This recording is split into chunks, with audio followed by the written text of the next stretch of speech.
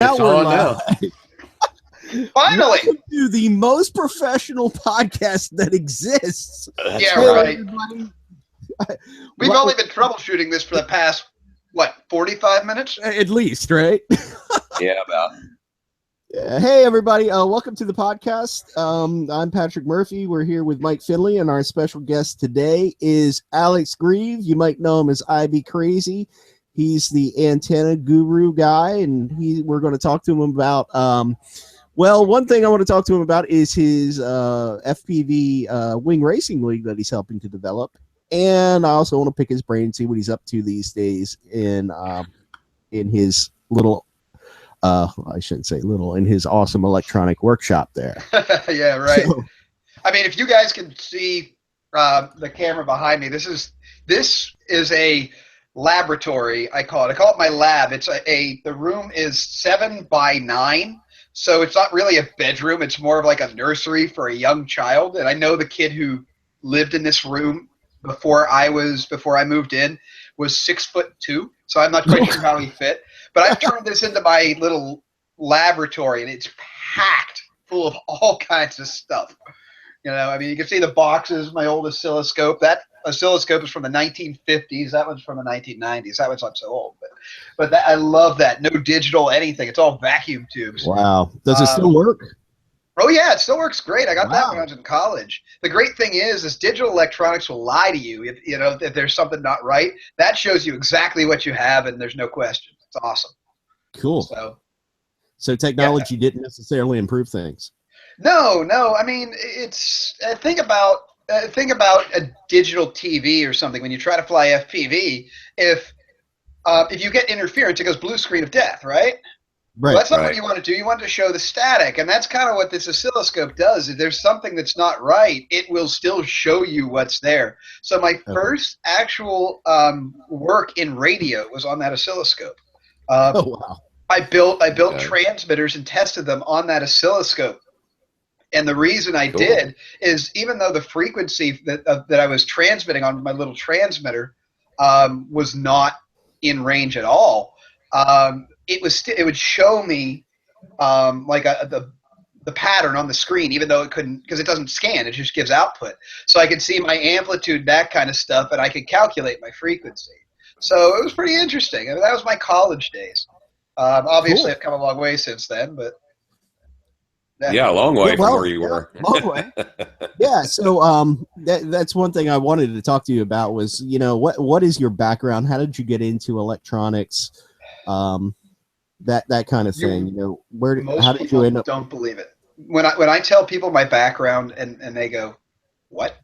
Because it's the truth is RC, it was a hobby. Radio control was never meant to be. I've been flying radio controlled airplanes since I was like 16 or 17. I think I was 17 years old when I got my first plane. But I've been driving RC cars since I was 3. My dad came back from Hong Kong when I was 3 years old, bought me an RC car, and the addiction started right there. Cool. That was 31 years ago. Wow. Almost 32 years ago. I still remember it was a little it was called Tysan, and it was a little Porsche. Loved it. So that started my obsession. But my professional background actually has absolutely zero to do with radio controlled, FPV, even microelectronics. I actually, professionally, before I started VAS, actually while I was starting VAS, worked for high voltage equipment companies. Basically, I didn't touch it if it was under 7,000 volts. Basically, 7,000 volts is where I started. Oh, man. I did high voltage switch gear, high voltage power supplies. I worked as a field serviceman. I used to service electric arc furnaces, which are, you want to know true power, go let an electric arc furnace turn on and just listen to just thousands of pounds of steel just bang inside of one of these big ladles. And don't think of it as a soup ladle. I mean, it's like the size of a house, and you just hear this most violent crash. They drop 3 electrodes in, and it basically creates a short circuit, and the steel just rips itself to shreds by electromagnetism. Wow. and so I made the equipment that does that runs that stuff. Well, that sounds like fun. And then after that, I worked for the power utility doing hydroelectric and combustion turbine generators. Cool. Wow. These were usually anywhere from 75 all the way up to 400 megawatts. And some of you flight test guys are probably familiar with First Energy. So, because I know that it supplies the Ohio guys power. Yep. I did that. I did the power plants there. And just to give you an idea, 400 megawatts is enough to run approximately, 10,000 homes. I mean, these are monstrous machines. The hand tools, the hand tools, are 12 feet long, and they attach in multiple sections. They weigh like 300 pounds. So to get this up a ladder, you climb up with a 50-pound tool in your hand, and then somebody gives you the extensions to plug into it, so you can actually break the nut free. And these nuts are like 9 to 12 inches in diameter on these hydro plants. I mean, we don't call them pipes. We call them penstock because they're 22 feet in diameter and they take 350 psi. I mean, this is not small equipment. Okay, this is unbelievable equipment. And then from there, I actually started working for a chemical plant for a little while. We actually made PVC pipe, which, believe it or not, PVC pipe is made from 3 of the most unbelievably dangerous substances known to man. PVC is polyvinyl chloride, so it's believe it or not, it starts with propane gas and salt water. PVC plastic is made from propane gas and salt water, but the two things they turn it into immediately after it goes to those stages are the 3 things are unbelievable. The salt gets broken down with high voltage equipment, hence my part of this, and it gets split through what's called an electrolyzer, and it would turn into hydrochloric acid and sodium hydroxide. There you go. These are the most unbelievably toxic substances known to man. They will eat your skin off on contact, and the concentration levels are unbelievable. Strangely enough, the sodium hydroxide would freeze 55 degrees, so you'd see these white, what look like snowballs on the ground around the plant. It's like, don't touch those. Exactly. And then, of course, we would then break down the hydrochloric acid and create chlorine gas, which is unbelievably dangerous. Toxic as well. So, it was kind of interesting. It was a giant chemistry set. And so after that, I then worked for Delta Star making mobile power stations. So, if you had to take a power station out of service, or, you had a hurricane roll through or whatever that took out your power system, you could literally hook this up to a truck, pull it in, and it would just unfold into this massive power system. You hook it up to the power grid, and you've got power again. And I was working for Delta Star when I started VAS, and all this high voltage stuff that high voltage, high power, and now I'm dealing with 5 volts, a couple of milliamps here. It's just a completely different world. One extreme to the other for sure. Yeah, it is. And so my background really, the radio was actually a hobby. I meddled with it in college because I thought the idea of transmitting something without wires was just cool. And my success was very limited. I actually tried to make a transponder lap counter system for RC cars that didn't work. That later turned into a laser system that I literally just threw out when I was visiting my parents over Thanksgiving. And it worked, but it was kind of archaic. I tinkered with it. I enjoyed it. And, FPV needed antenna refinement. We were using Wi-Fi antennas that just were terrible. And I kind of took that as my cue to research it. And I'm all self-taught. It's almost everything I have is pretty archaic. Actually, it was. I don't have a PhD. I don't have these unbelievable programs. I have a free software program called 4NEC2. I've got the ARRL antenna book sitting up there somewhere, and I've got the internet, and that's pretty much everything I used. That's awesome, dude. Yeah. So it's. The nice thing is I turned my hobby into my profession, and I would encourage anybody who has an interest that you can turn into a business to go for it. Because your passion is what drives you. That's what's going to make you successful. Now, that doesn't mean jump into something that nobody's interested in. But if you see something budding, I would encourage anybody to jump into it. And if they want a little advice here or there, they know where to find me. I'm always happy to help somebody's dreams become a reality. So yeah, that's so cool, because everybody is always scared to do it. It's always, well, maybe I will, maybe I won't. If you're, especially if you're young enough, jump in the middle of it, man, because the worst thing that can happen is it fail. You can always start again. Well, that's the thing is the people who are safest to start are young or retired. Yep. But somebody once told me, actually my former boss, who I have a heck of a lot of respect for, once told me, he said, if you're comfortable, you're not growing. So you've got to get a little uncomfortable to learn and to grow and expand. And, sometimes you fail. But, if people are worried about failing, all I ask them is this. When was the last time your life didn't work out? Just tell me, when did it not work out? Exactly. So that's my philosophy, bro. Yeah. So life just works. Absolutely. Life just works. I get frustrated like everybody else, but I've had some rough times. But, overall, I just don't worry about it. As long as I'm enjoying myself, what does it matter? You can't really. So. Well, no, that's awesome, man. That's a hell of a story. I love that. Just don't worry about it. Yeah, well, it works out. The problem is we grow older by force. We grow up by choice.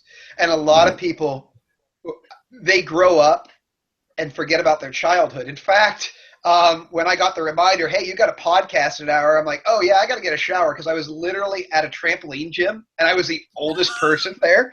And I was playing dodgeball with these kids. We were jousting on balance beams. I don't care. What? Let's face it. What do I do for a living? I make toys. That is great, man.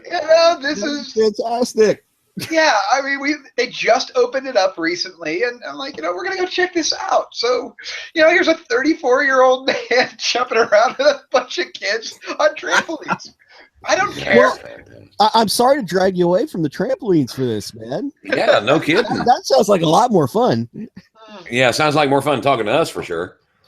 Well, I got pretty worn out, man. I'll tell you what. That you want to jump around on a trampoline for an hour? I know that there are all these gyms out there and get in shape and this kind of stuff.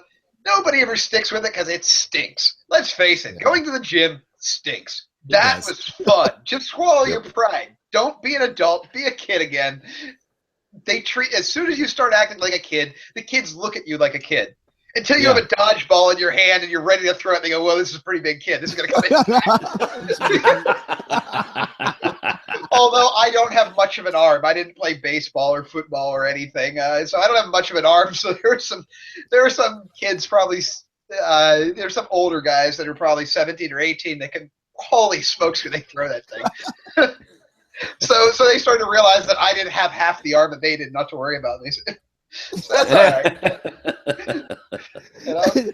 That old dude's weak. Don't worry about it. Yeah, right. Exactly. So it's not a problem. We can take him down, no problem. And they did. They did. It was fun. Oh, sure. Especially when they find out they can. Yeah, right. Exactly. I ended up being much more limber than most of them. I could get out of the way much better than most of them. I just couldn't throw back worth a crap. Yeah, well. Because my aim was awful. Oh, so yeah, but let's face it, we're children at heart, and we shouldn't forget that. Yes. That's what life's about. That's what makes life fun. I mean, why we play with toy airplanes all day, right? That's toy airplanes. Absolutely. Yeah, I mean, I'm surrounded by them. They're everywhere. Yeah, exactly.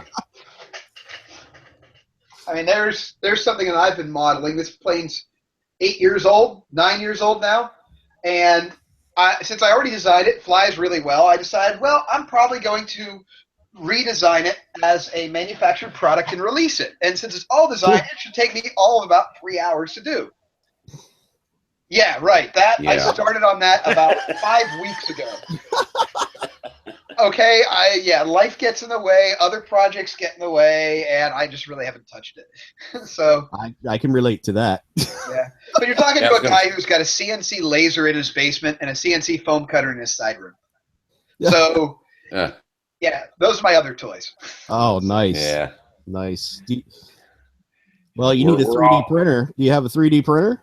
I'm going to CES in Las Vegas, and for that, and I'm sure we'll get to the racing thing. There's going to be a race in Las Vegas, and I'm meeting up with Eric Fowkes of LAS Drones, and he and I are going to go check out the 3D printers, and I'm going to end up buying one and bring it back. Sweet. Awesome. So, there you go. Yeah. So speaking of the race thing, well, you've been throwing out the acronym for your company, VAS. That's Video Aerial Systems. For anybody who doesn't know, I'm pretty sure people that are listening do know, but some people do. So, what really caught my interest with you? Well, you've been around for a while on the interwebs, and you've been really a great resource of knowledge with your how-to videos. I've watched so many way back. It seems like way back in the day now. Watched so many of your antenna videos and such, and so, but you came along with this FPV Wing Racing Association, where you're bringing it to a point where anybody anywhere can participate in this league. They don't even have to show up to race to qualify. Can you talk about where is this idea born out of, and where is it in development, and anything you want to talk about it? Well, first, I'm going to tell you that it actually came out of a disaster, like many things. If anybody went to the Drone Nationals, they realized that we had plenty of bad words for it. It didn't turn out very well. And they kept pushing our times back. And then when it was finally our time to fly, 5 hours later, they gave us a turd. They basically pushed us over a hill into a backfield so we wouldn't bother anybody. Because they said, nobody really cares about the wing racers. And so we're walking down this wannabe track, and I started looking at Johnny McGurchian from Team Legit, and he and I had really not known each other very well at that point. And I'm like, is it me, or do I feel like did we just get screwed? And he's like, yeah. And then a couple other guys started going, yeah. What is up with this? I said, hey guys, if we're all on the same page, let's write our own rules. And so that started it, and we wrote our own rules that day, and we walked back up to the race director and said, we're going to give our time up to the quad pilots so that they can fly, because you are way far behind. We're going to give up our spot while we figure out what we're going to do. And they looked at us like, what? It was like, we are not doing what you want us to do. That's garbage. We were going to come up with something better. And so we had that night, because they put us onto the schedule for the first thing in the morning. We had to figure it out that night. So we came up with a racetrack. We came up with a schedule. We figured out our penalty system, how it was going to run, everything. And the next morning, we got done early. Wow. We got done early, and we got done an hour earlier than what they had planned for us. Because they weren't. And the thing is we needed to wait for them. We showed up at 8 o'clock and we're ready to start. They're going, whoa, we don't have our goggles set up. We don't have our ground station set up. Like, guys, we're ready to go. Come on, let's do this. And so at 8:30 we started it. 5 after 9 we were done. Wow. And it made a lot of the quad guys jealous because they can't come together like we did. And I know they wanted to, but there's just too many of them, and it's just too noisy. And the wing guys, we just united like that. That was it. Yeah. So you guys literally sat down together that night, hashed it out, and were ready to go. That's incredible, dude. That's a fantastic story. the next day, well, that day after we ran our first heat, the quad guys were very upset. We were coming back on the boat, and the quad guys were very upset. And I'm like, guys, if you are willing to unite in one voice, you can fix this. You can fix this. And they said, well, how are we going to do that? I said, I've been talking to a lot of people. I will lead you, but you have to agree to follow. You know, I have no problem. Well, let's just say some people who shall remain nameless, who were sponsoring the event, didn't want that to happen and undermined it, created some bad words and said some bad things about me to make sure that didn't happen. Oh, they tried to do that in the wings, but it didn't happen with the wings. And the wings that in the championship day stole the show. People were watching like, oh my God, these are loud, they're fast, they're aggressive. They really like it. I mean, the wings just attract everybody on the island over to watch the races because you couldn't ignore them. Yeah. I watched them on ESPN3 and I loved it. Yeah, because they're easier to see. They're predictable. They're not very erratic. The course is pretty obvious. So it's a lot easier for a spectator to watch without FPV goggles. And then we formed the FPV WRA, which is First Person View Fixed Wing Racing Association, right then and there. And it kind of stalled out because the DSA approached us, namely Merrill and I, and said, you know, we screwed up. And you guys know what you're doing. We would be honored if you came to Drone Worlds, and we'll fix it. And so I didn't really believe them, but Merrill, who is our wing director, said I'm going to give him the benefit of the doubt. And I was going to boycott the event, and he talked me out of it. And I said, yeah, I'll go for you. And Drone Worlds was even worse. This was out in Hawaii, right? That was the one in Hawaii. It was absolutely horrible. I actually had to change the track 6 times. Ken Kozarowski and I set the track up with some help from Anthony Watton. You know, we put up 6 different tracks because they said, oh, you can't do that. Oh, you can't do that.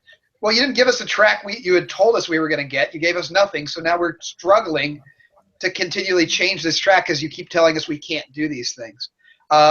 And then they didn't give us any turn marshals, no judges, no nothing. So I started going to the after parties and recruiting people to show up at 7 o'clock in the morning to actually judge turns. And to the wing pilots, it actually turned out well. To anybody organizing it, it was a nightmare. But the pilots generally felt that it ran as best as it could. You know, it wasn't terrible. It wasn't good, but it wasn't terrible either. Despite 30-mile-an-hour crosswinds. It was unbelievable. Wow. I mean, Hawaii's windy, and it was just unreal. It's like flying in an earthquake because you're in a canyon, so it's real turbulent. Oh, man. So after this, I come back from Hawaii, and I get a hold of Merrill, and I say, can you help me make FPV WRA a reality? Because he knows business. I'm not a businessman. And he said, if you agree to lead it, Alex, I will join you and help set it up. So he appointed me the wing commander. He's the wing director. And our third member is Tom McCullough, who is he does all of our artwork. And he does the website design. He's mostly in charge of the website and that kind of stuff. And Tom is... The great thing is we all come from different backgrounds. I'm an engineer, but I also have a company of my own that I'm running.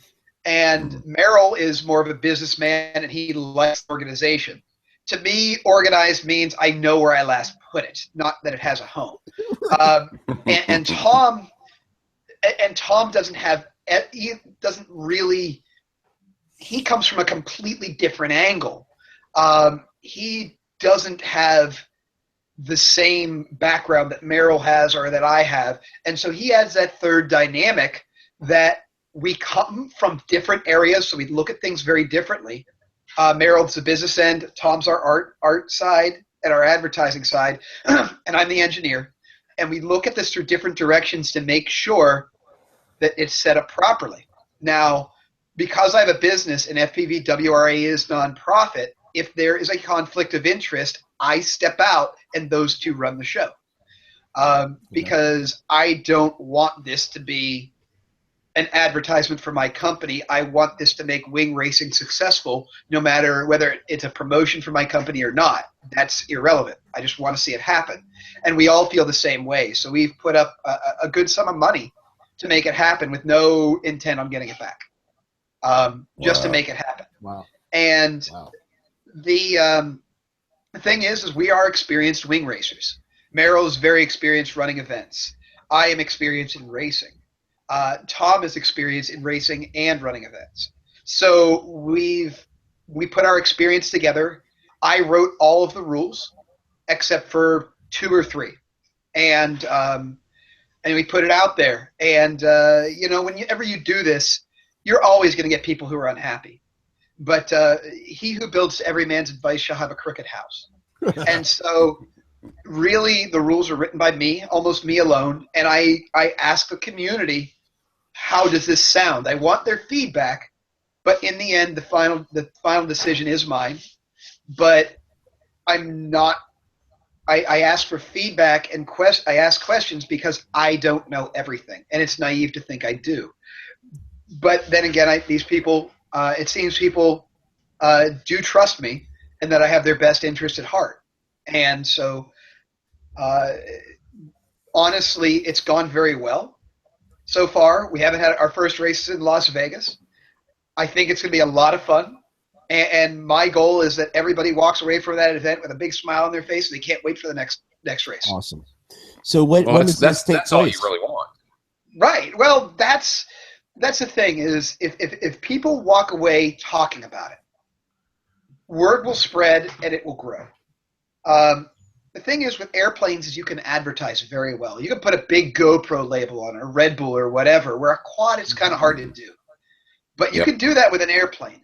And so it does open up the door for professionally sponsored pilots outside of RC aircraft and FPV. Cool. And that's what I really want to see is people who can make this their profession. I would really like to see this. Merrill told me his goal was, or his ideal goal is in 6 or 7 years, fly full-scale aircraft without a pilot on board. Wow. Because you can pull, well, think about it. An airplane can only maneuver as hard as the pilot can survive. Yeah. Well, if the pilot's on the ground, it doesn't matter. Here's the other thing. You can take bigger risks because if you crash a piece of equipment. Nobody dies. But you know what happens when you crash? The crowd cheers. They love it. Yeah. Big boom, fireball parts everywhere. Yeah. Man. Oh, yeah. And you can That's NASCAR. Right. Well, no. That's not NASCAR. Well, without NASCAR Well, you know what I'm saying, though. I mean, it's like NASCAR without anybody getting hurt. Right. Well, the thing is Red Bull Air races, you can only have, it's a time trial thing. That's because they're worried about mid-air collisions. We're not. Yep. You know, collisions be like, whoa. I mean, you know, you're hoping for a few, right? Right. So, and let's face it. I mean, the cost of setting up an event like that is so great that the cost of 2 or 3 airplanes, even full-size airplanes, these companies is nothing. They'd love just to have the video of that crash would make them more money than what it costs to replace the airplane. I would so watch that. Oh, yeah, big time. No kidding. So that is our dream. That is what we want to happen. But right now, we don't have that advertisement. We don't have that sponsorship. So our focus is on the pilots. We need to have the pilots. We need to groom the pilots to be that level. We need the pilots to love what they do and believe in what we do for that to happen. So now there is a downside to it, unfortunately, and that's based on how we started. There is and I don't like this rule. In fact, none of us do. It's a necessary evil. And people always bring it up, so I'll bring it up outright before I talk about the rest of the organization. If you sign up with the FPV WRA, you are signing up as a contract that you will only race in FPV WRA sanctioned races. Okay. Our intent is to sanction everybody who wants to race. In other words, if somebody has a race and they want it to be FPV WRA sanctioned, all they have to do is ask and prove that, this is a serious, that they're going to take the race seriously. and they're going to cater to the pilots and not sponsors. Now, obviously, if you're a club race or something like that, is nothing. We don't care. We're talking about if there's a prize for winning the race, there's a monetary value, because the DSA effectively destroyed racing, FPV racing as a sport, and we are trying to revive that. So we need to keep groups like that out. It's not to disclude any organization that wants to race. It's to disclude those that would destroy it for the sake of profit. That's what that clause is about.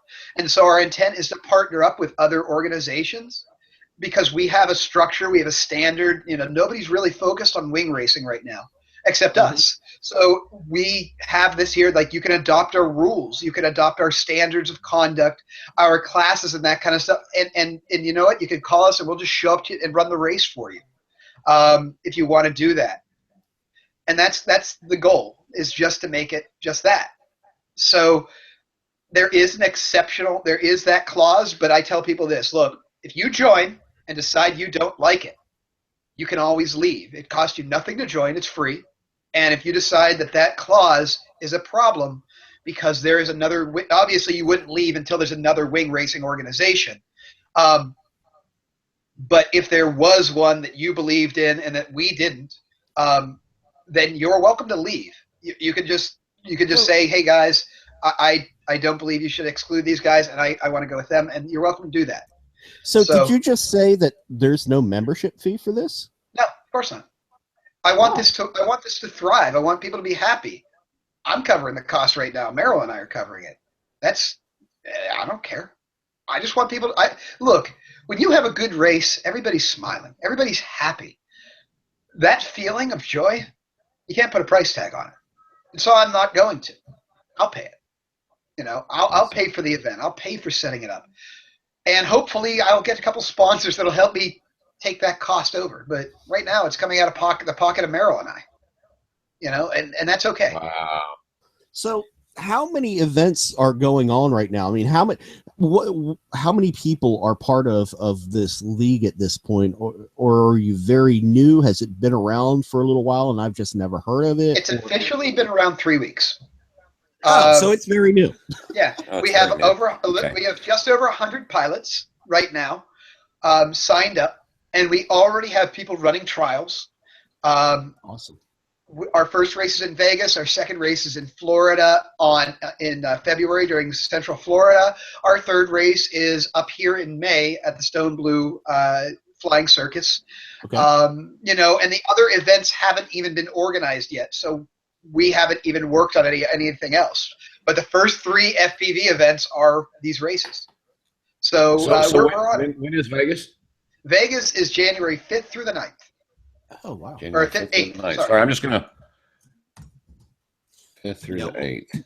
We'll put some documentation in the YouTube tag and all that.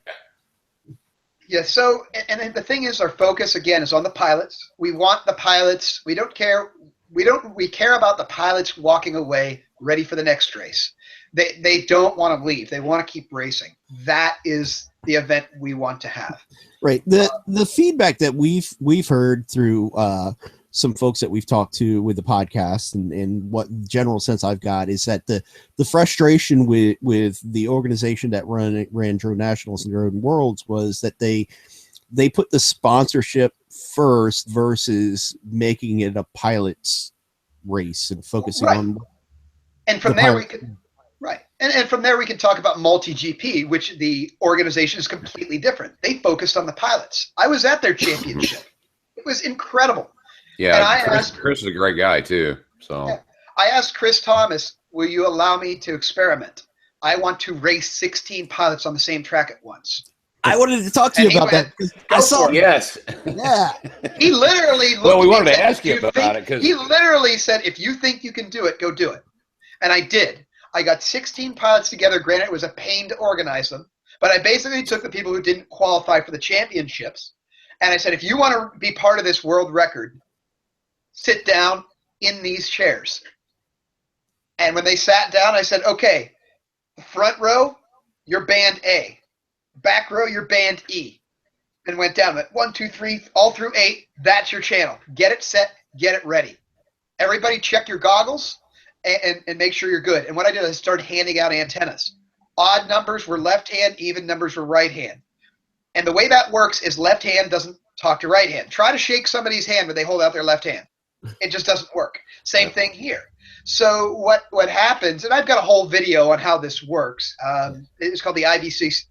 One of the guys that helped me do the graphics called the IBC 16. So that's kind of what we named it. Is how it's done. And I did it with basically it works on the fact that two frequencies 20 megahertz apart are too close. But if you use opposite rotation antennas, and they have to be high axial ratio, they can't be cheap junk. Believe it or not, some of the antennas I manufacture don't work. Like my skew planar reel, my cloverleaf don't work. Spironets don't work. Aomways don't work. But because you need that axial ratio, and what that does is that allows the pilots to reject those two channels next door. It never comes through. So it makes their 200 milliwatt transmission look to your system like they're only transmitting at 4 milliwatts. But your system is looking at a 200 milliwatt signal. So that's the underlying point. And I've done it with quads. We put 18 in the air because 2 are HD. Then we did 16 wings in the air later that year, did it with wings. And we actually raced with 16 in the air. We did a 16 wing race. We did a 16 quad race. Wow. And people loved it. There was amazing. so much air traffic. It was just cool. And the winner of the world, the first time we did it, his name is Chris Arroyo. So he was our champion of the quad race. And the funny thing is the reason he ended up in that 16 pilot race and not in the championship race is because his Tyrannus radio was taking out his own video. So I dismantled his radio, I actually had an extension cable. I cut a cable, put it inside his radio. Hugo Salinas from Aerial Visions had an old Crossfire antenna that he wasn't using. I cut it down, screwed it into his radio, and fixed it. And so if you're wondering where all these people are coming about modding their Tyrannus, it came from him talking about it really worked. He fixed my Tyrannus like this. Oh my gosh. So that's where that so came cool. from. So and of course Steele modified his, Steele Davis modified his, and Tommy modified his, I just saw that video of Steele's. Well, we were like, he's like, I can't race because I can't see. And I'm like, well, give me your radio. I'll see what I can do. And we fixed it. So that's where that came from. So, that's the thing is, after that 16 pilot race, everybody was like, man, that was so much fun. I want to do it again. So we did it again. We just set up and did it again. And what I found funny is the first time that we ran it, 2 guys couldn't take off because they couldn't connect to their quad. Their video was great, but their transmitter wouldn't reach their quad. So, like, after the race started, they ran down to their quad to arm it and get it off the ground, then dropped the goggles and kept flying. So it was kind of interesting. But it proved that it proved that it could be done if you can give people a structure and that they can follow instead of catering to whatever. Right. So so I've learned a lot. I mean, I've run a lot of wing races. That was my first quad race that I ever ran. Go figure, trial by fire, 16 at once, very first quad race I ever ran. But I'm very experienced with wing racing, and so I kind of applied what I knew to wings. Granted, everybody laughs at me for being a wing guy in the quad world, but I don't know if you guys remember Flight Fest last year. I won the beginner quad race with a wing. Yep. Yep. Everybody's like, why? I'm like, because I can't fly a quad through these stupid gates. I'm terrible at it, but I can fly a wing through. Everybody's like, no way. I'm like, watch me. Yep, I remember that. Yep. Yep, little 27-inch EPP Sphinx. It was funny. Everyone's like, I cannot believe you just did that. I was like, man, I'm a wing guy. That's what I do. So, so the FPV WRA borrows a lot from multi-GP. But we aren't multi-GP. We're a different organization. Multi-GP needs to focus on quads. The real reason the FPV WRA started is because MultiGP dropped their wing championship. They talked about doing it in December and February. He got a venue and all that kind of stuff. I designed a track, and then the hurricane hit, and he said, I just can't do this right now. And we went, okay, well, we're sick of the wings getting the short end of the stick. We need an organization that focused on wings. And to Chris Thomas's credit, he made a good point. He's like, I don't race wings. I really don't know that much about it, and I don't want to make a championship turn to crap because I don't know what I'm doing. But we do. And that was the thing, is like, I told him we do. He's like, yeah, but I don't, and I don't feel comfortable. I'm like, all right, fine. So we started this organization because we know wing racing and we can make it happen. And we borrowed a lot of stuff from Chris Thomas. We have our WTC tracks, and that's wing trial course. And that's very much like Chris Thomas's UTT. The only difference is the UTT is fastest. Well, there are a couple differences. UTT is the fastest one lap. To that, I say even a blind squirrel finds a nut. Okay, even I can make a fast lap on a UTT track. It just takes me a lot of propellers and arms. But I can do it. WTC, it's your fastest 3 consecutive laps. You have to do 3 consecutive laps. So it's not just one lucky lap. You can get a lucky lap. You're not going to get 3. So right. And you can there are 5 tracks. They all fit inside a football field. Mm-hmm. And they're different, varying levels of difficulty. Level 1's tough. I mean, it's not easy, but because you can practice and practice and practice and practice, yeah, it's got to be difficult. But it doesn't mean it's hard to do. It means it's hard to do well. I believe that a good track is very hard to fly fast, but it's easy enough that an intermediate pilot can fly it. Okay. And after 3 or 4 batteries, I was flying at wide open throttle on our spec wing the whole time, going, I need something harder. So, there are 5 tracks, levels 1 through 5. Level 2 is they have a gate. It's a 26 and a half foot arc gate that you can make out of PVC pipes, pretty cheap and easy. Yeah, I watched your videos earlier today on making those. Those are sweet. Yeah. Man. Yeah, very simple. Now, it's hard to see. I tell people mark it with 2 flags so you know where it is, and then you just shoot between the flags low. It'll show up by the time you get there.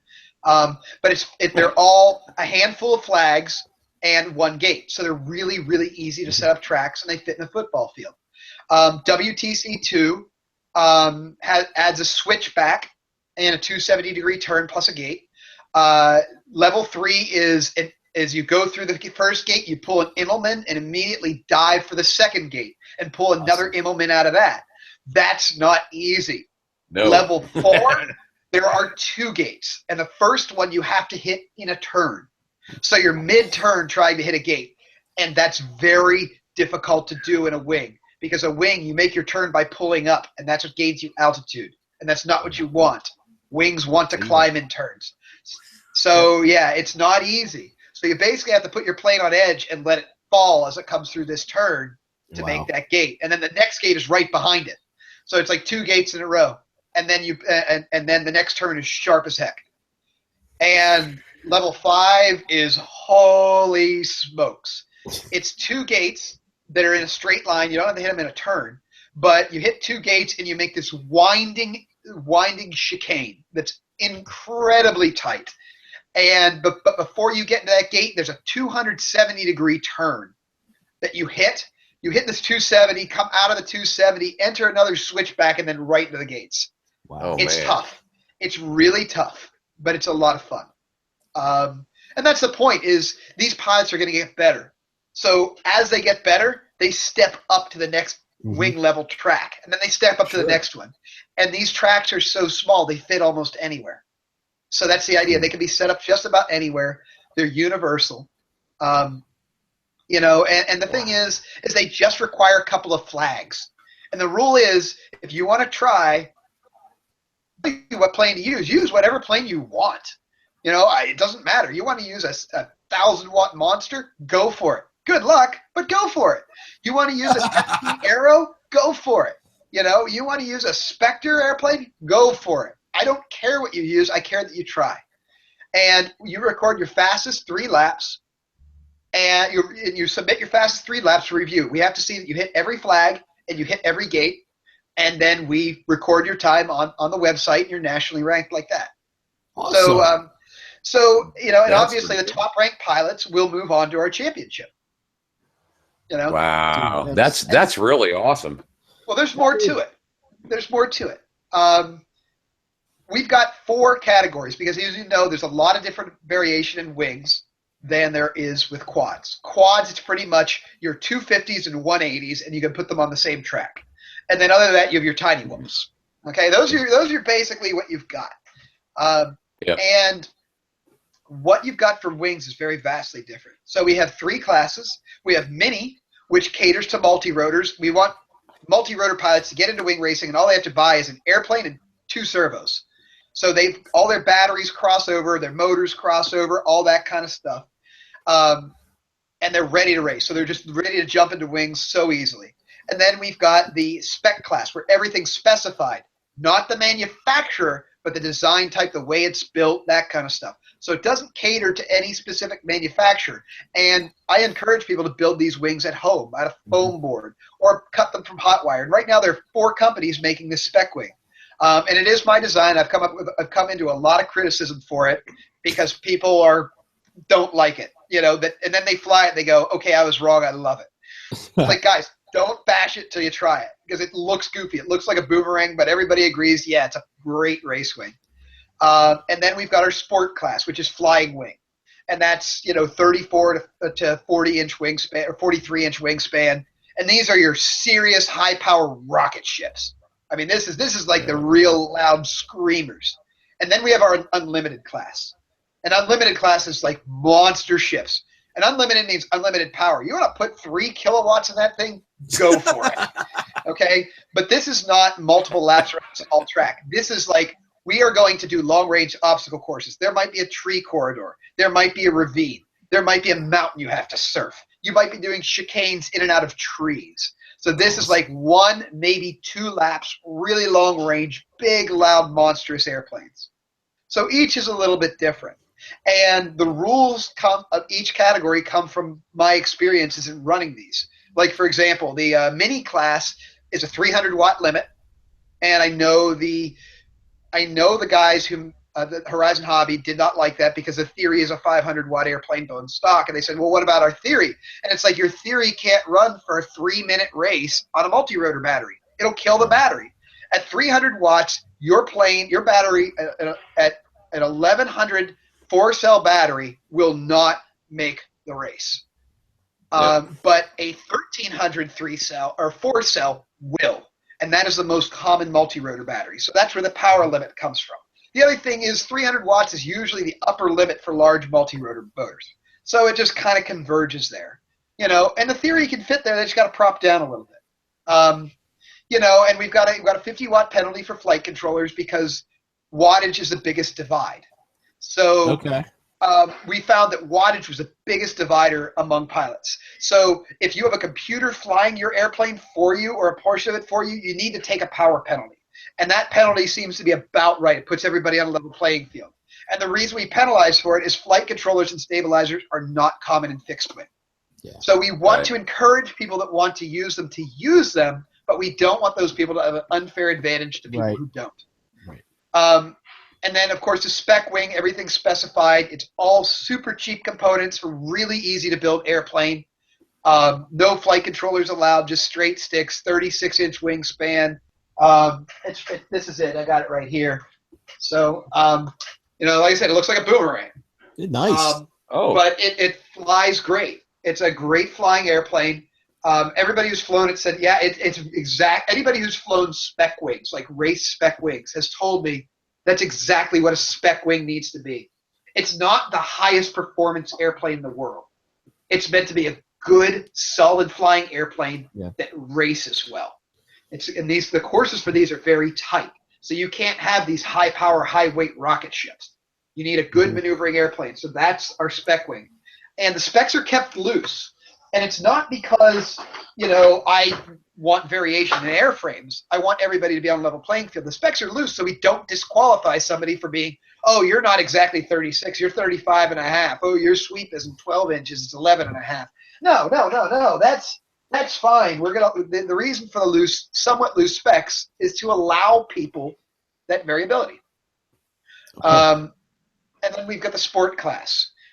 And I'm not going to call them out on this. The Kiwis, the New Zealanders, really need to shut up.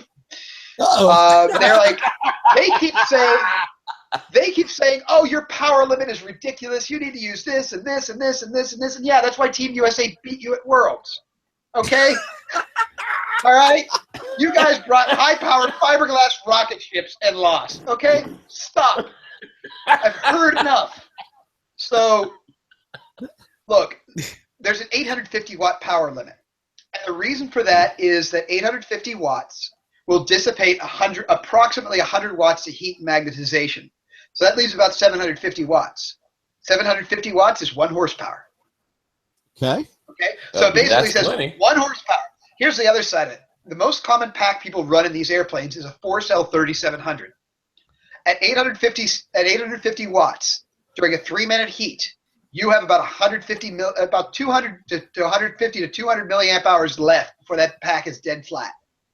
Okay. So it basically makes that. So as you can hear, I keep saying 3-minute race. It's designed around a 3-minute race. So these classes, these categories were designed so that the airplanes that are being brought to the event fit the track. Got you. It's an exciting race. That's Yeah, and I don't make the distinction between flying wing, fixed wing, delta wing, whatever. If it's got 2 control surfaces, it's good enough. You want to run a right wing drac, a mini drac, I guess, go for it. I don't care if it has a fuselage, just go for it. And there's a 150 watt penalty for a flight controller in that category because obviously the wattage is much higher. And that in my experience is about right where it needs to be. okay. And then of course the unlimited class, it's like basically you better be able to fly for 3 minutes. If it's between 48 and 60 inches of wingspan and you can fly it for 3 minutes, let's race it. I don't care what it is, let's race it. Wow. So these are different categories for different things and cater to different people to get into it. So, and that's the basis of the organization. That's awesome.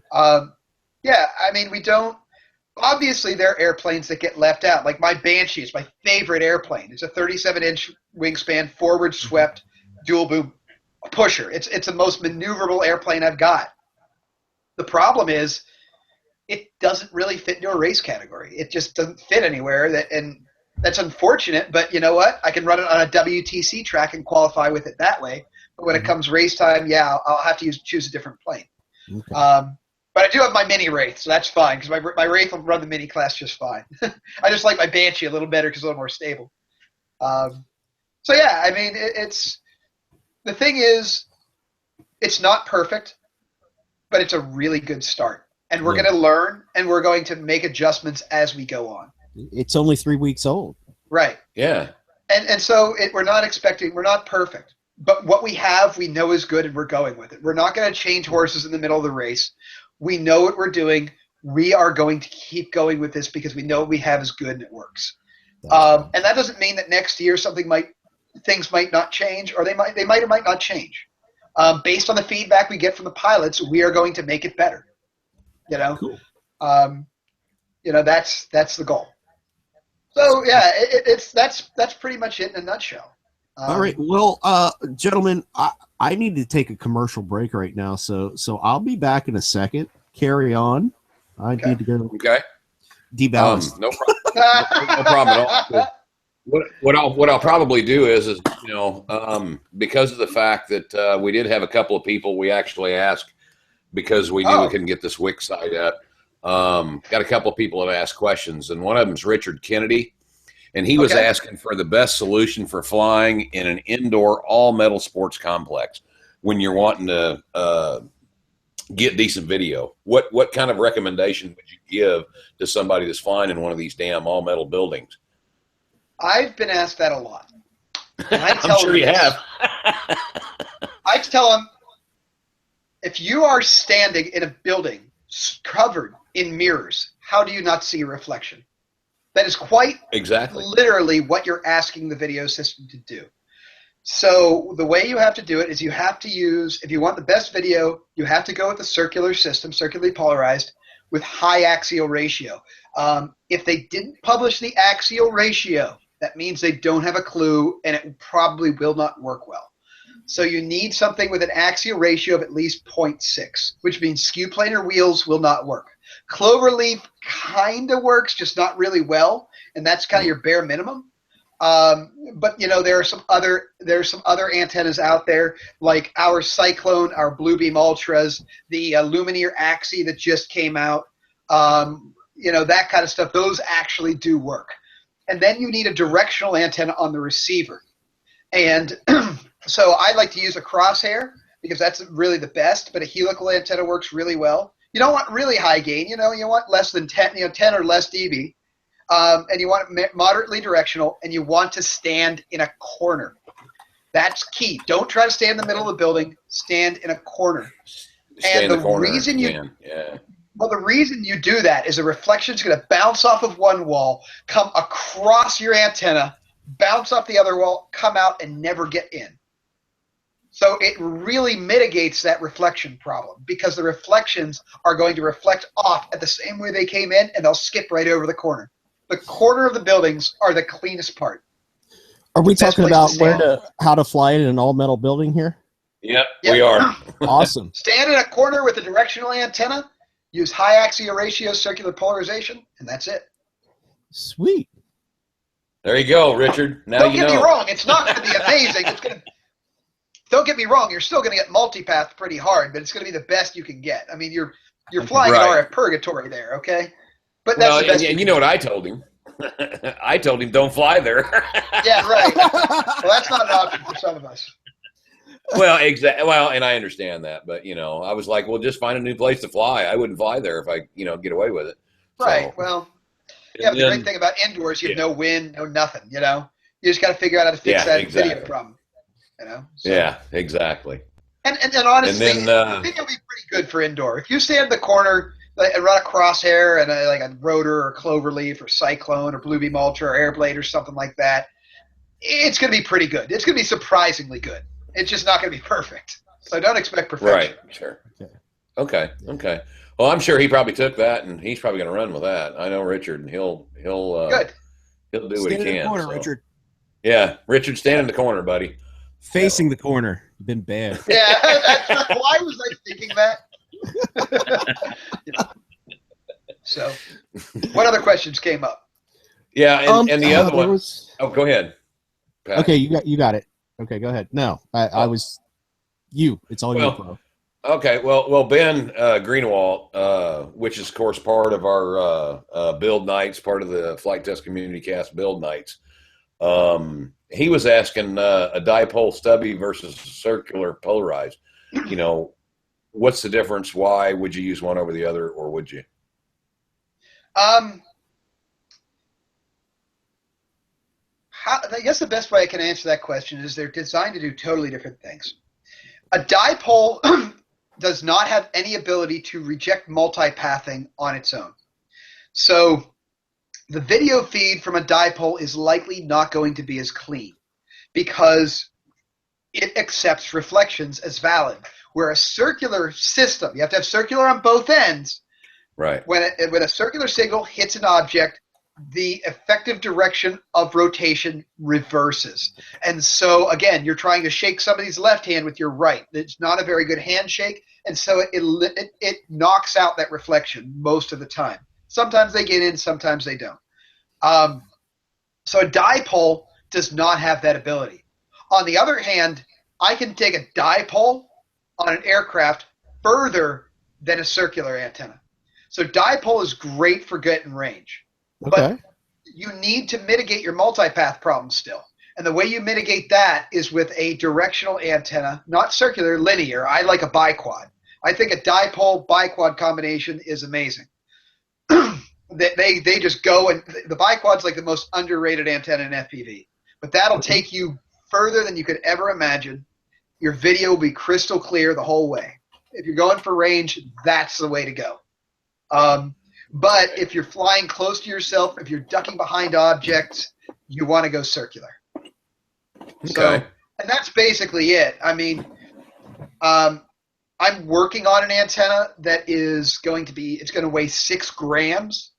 and have an axial ratio of 0.88, which is really high, and a gain of 2.6 dB. So for those guys who are worried about weight and small size and all that kind of stuff, I'm going to have it. And it's also going to be fairly high gain. So I'm not sure when that'll come out. We're still prototyping it. I did get the prototypes working. I've got my friend Eric Fowkes 3D printing the parts, the covers for it to make sure it works. So probably expect that likely April next year. So, you guys that need something really, really light, I got you covered. Oh, cool. Awesome. Very cool. Yeah. So I would assume that's 5.8. Yeah, it's 5.8 only. I don't even bother with this on the higher frequencies. Yeah, you don't even mess with. Okay. No. And it's about the size of a quarter. It's pretty small. Really? It's about it's as big around as a quarter and about as if you would rotate a quarter into a circle in all directions, that's how big the antenna is. So it's fairly small. Okay, gotcha. Very nice. Coolio. Now, before we went live, you were talking about this project that you were working on. Are you willing to discuss it here? A little bit. A little bit. Okay. A little bit. Now, granted, it's behind me. I say a little bit because I don't. Let's face it. A lot of people are listening. A lot of people know me, and a lot of people are not exactly the most. There are a lot of people out there who follow me because they have not the best intentions. They fully intend to steal what I'm working on. I got what you're saying. So if you don't want to talk about it, that's fine, man. No, if you don't want to talk about it, please don't. So. I'm going to tell you what it is, what I'm doing with it, but I'm not going to expand on it because I don't want to get ripped off. But it happens all the time. I'm ripped off daily these days, and I'm one of those guys who doesn't manufacture in China. I manufacture in the U.S. So it really hurts me bad when somebody rips me off because I can't pay people $2 an hour to work in a sweatshop. That's not what I do. So what the project is, think about it. The one thing that racing games have started to incorporate is weapons systems. Because they allow you to damage your other, F-Zero was one of them that started to do it. F-Zero is one of the first. You could damage somebody's vehicle and eventually cause them to crash. And then Extreme G was the motorcycle racing game where you actually had weapons that shot and you could slow them down. So what I've got here is a circuit board. It's just an Arduino here, but this is the start, and here's all my setup behind it. You can see a bunch of servos and that kind of stuff. So what it is if you're racing and somebody's in front of you, well, if you can lose focus, if you can lose that grip on the controller long enough to hit a switch, to fire a weapon, you can slow them down. So what it does, their vehicle takes damage and might reduce their power to 75%. Or it might cause them to roll to one side, or might cause them to climb a little bit or change pitch. Because very frequently in multi-rotor racing, there's a guy right in front of you. You just wish you could shoot him out of the air. Well, now you can. So what it does, it gives us opportunity to create games within multi-rotors where you can shoot each other out of the way, and depending on the game, maybe they heal. Maybe that's temporary. Maybe it only does that for 3 seconds, or maybe it's for the whole race.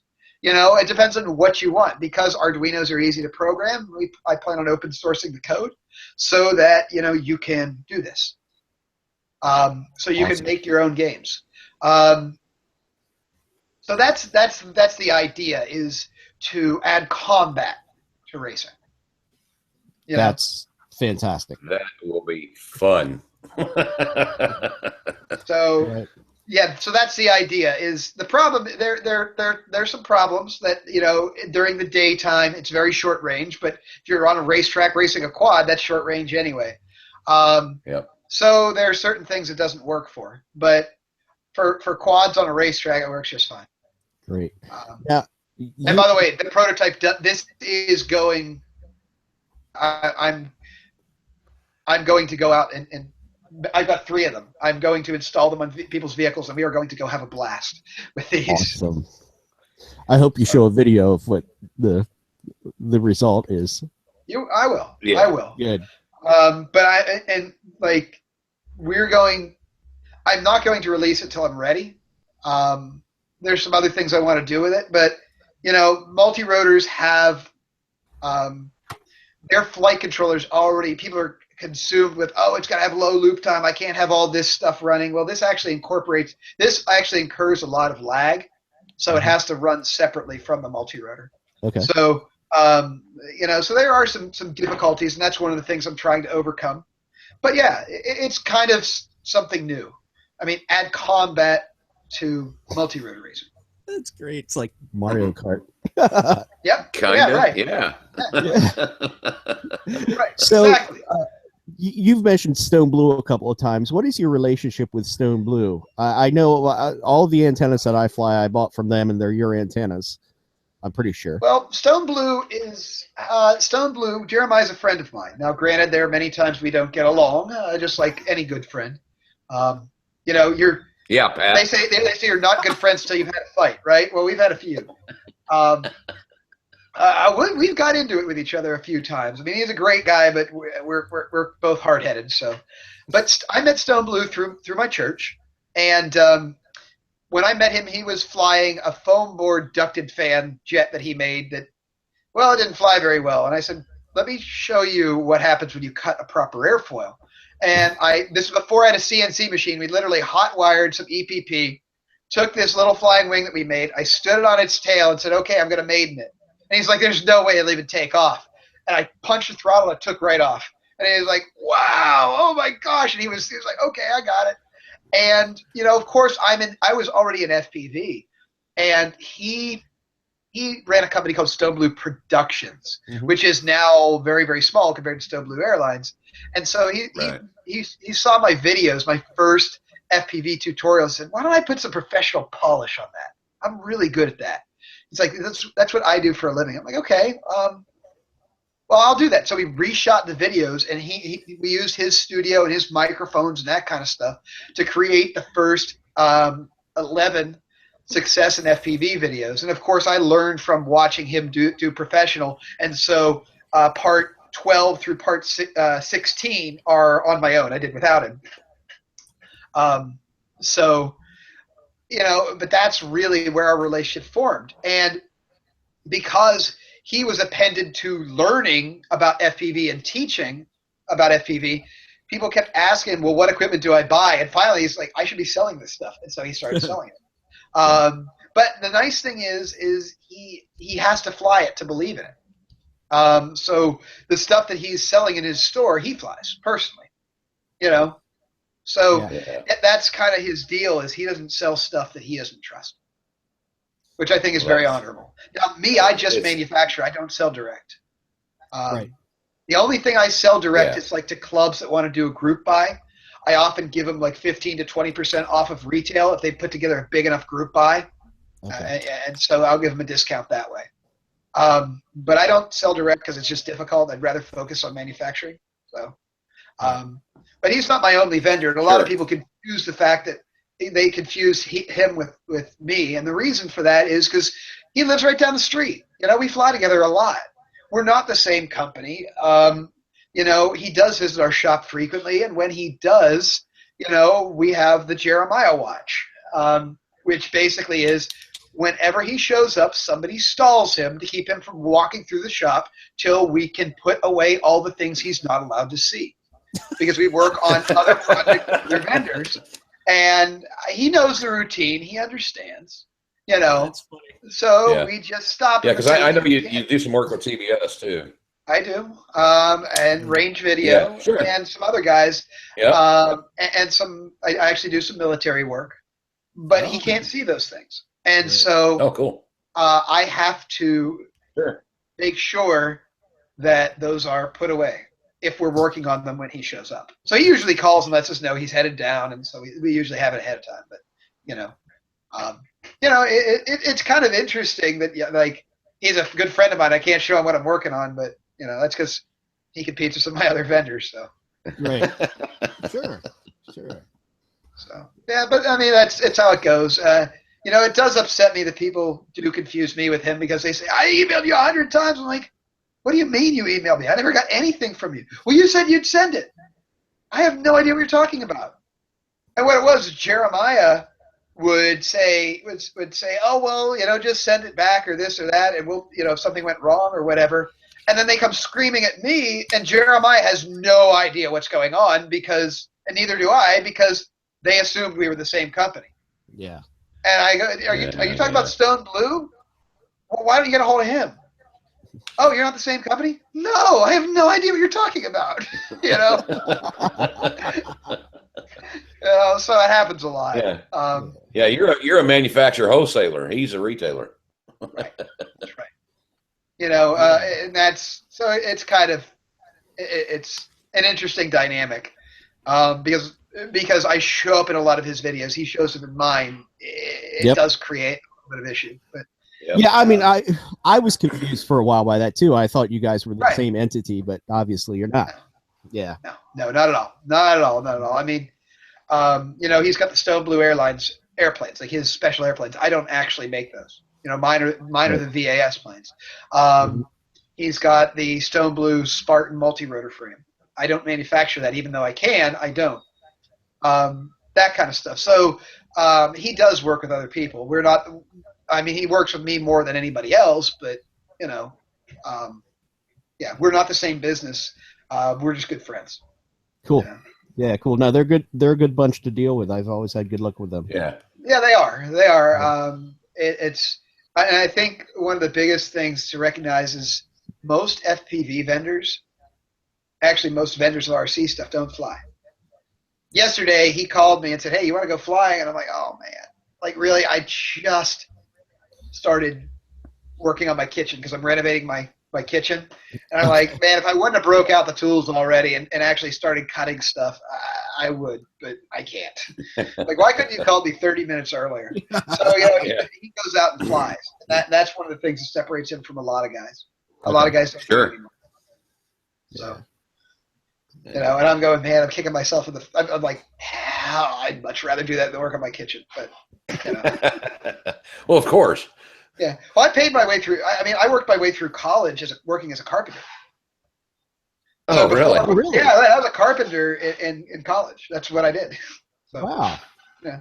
So it's not really all that new. So, yeah, you've kind of just done a little bit of everything, haven't you? I'm a jack of all trades, master of none. Hey, I know that feeling. Yeah, I'll figure it out. It's going to take me a lot longer than most people. It's not like I know everything. I just spend a lot of time researching what the problem is and how to fix it. I hear you. Yeah, that's just. In college, I hated doing that, but now I'm making toys, so why not? It's fun. I like the research side. I like learning. I like research. I like development. So, I don't know much about programming. I'm not a very good computer programmer, but yet I jumped into this microcontroller and got it to work. I designed my own CNC wire benders, microcontroller control, and stuff like that. Oh, I was going to. Okay, so I remember it was a year or two ago you posted on Facebook of this crazy machine that you had made. That must be the wire bender you're talking about. I have 3 of those. So freaking cool, man. Yeah, that runs on an Arduino Duo. No kidding. Yeah, it's Arduino Duo. And that thing has been so unbelievably reliable. Thank God. Because I'm the only one who can fix it. If that thing goes down, nobody's fixing it. But you select the product, you hit on, you let it run, it'll calibrate, you let it run, and then I've got 2 adjustment screws to adjust it. Like, depending on the builder, they want the parts coming out a little bit different. So they work the adjustment screws so it spits out exactly how they want to do it, and then they just run with it. That's awesome. It spits out a lobe every 21 seconds. Nice. Wow. So, yep. And you built that yourself? Yeah. Yeah. And there's an interesting story behind that because I laser cut it out of acrylic in my basement. And when I got it, and when it, built it, and so I built the machine up, and everything lined up the first time. Like, how did this happen? Because I don't have 3D software. I did it all in 2D. And so I made like keyways that got welded in and stuff like that. And it worked. Like when I first built it, actually stood in front of me and it worked. And so I sent the file off to a water jet cutter in town. and I hate them. I cannot stand these people. But they're the only ones I knew of at the time that had a water jet, and I got a water jet cut out of steel. And I walked down to get it, and none of the parts fit. Oh my god! And I went, you didn't cut this right. They said, yeah, we did. It's within tolerance. And I said, I'll be right back. And I walked out to my car and got my acrylic one and sat it on the guy's desk and said, really? Because that was cut in my basement. This, and I took the box of parts, was cut in your shop. Mine fits. Why doesn't yours?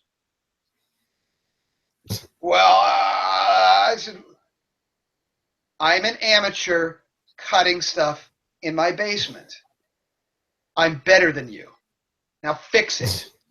I paid you to do this right. I sent you the file that I used to cut this. Now cut it right. And they did.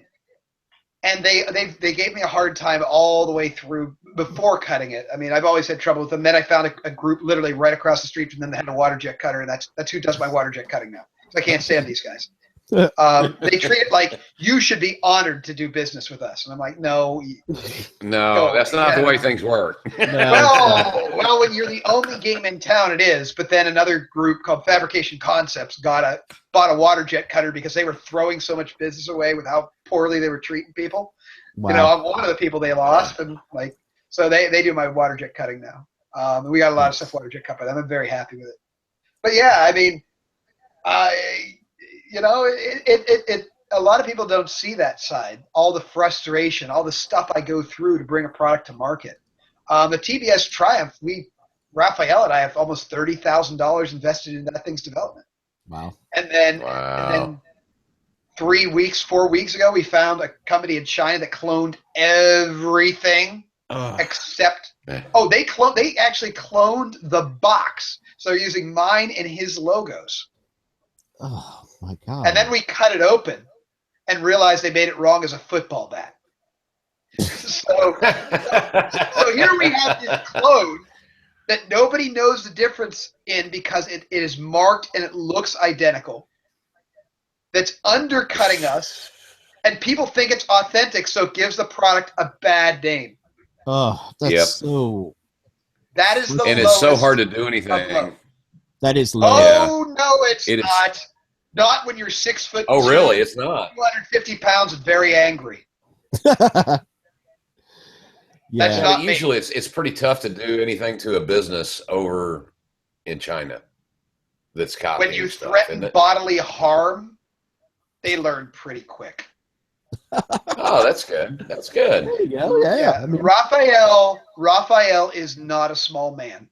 No. Trappy. I know it's Raphael. Trappy is not a small man. No, I know who you're talking about. And he's got a long fuse. But when you really try to screw him like that, that fuse gets lit right at the end. That doesn't get lit at the end. That gets lit in the middle. Okay? Yeah. He walked into their shop. Now you got to understand, he's 6'2", about 250 pounds. Most Chinese are about 5'4", 130 pounds. About Joel's size. Yeah. And he was livid. Oh man. So basically, he scared them to death.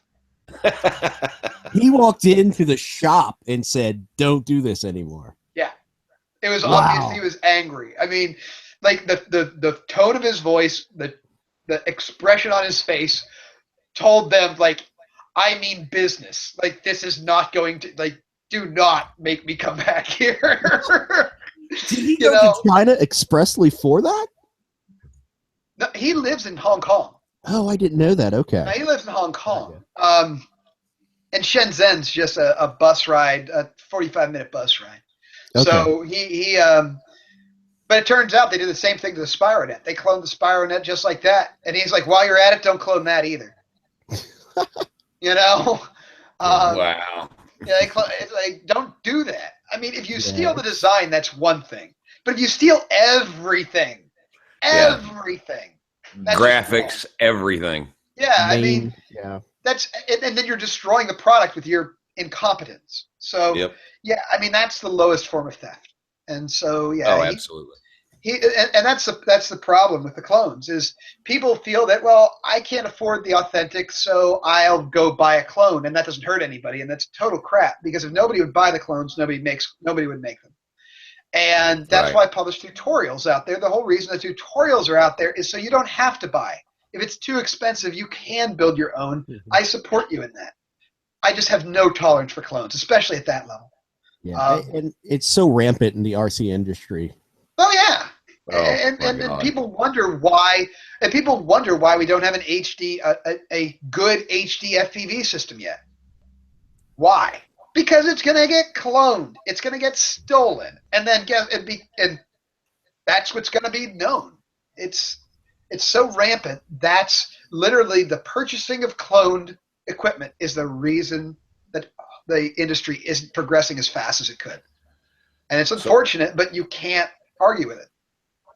So a question for you then is what do you think about that Connex system? I pushed it 2.5 miles away.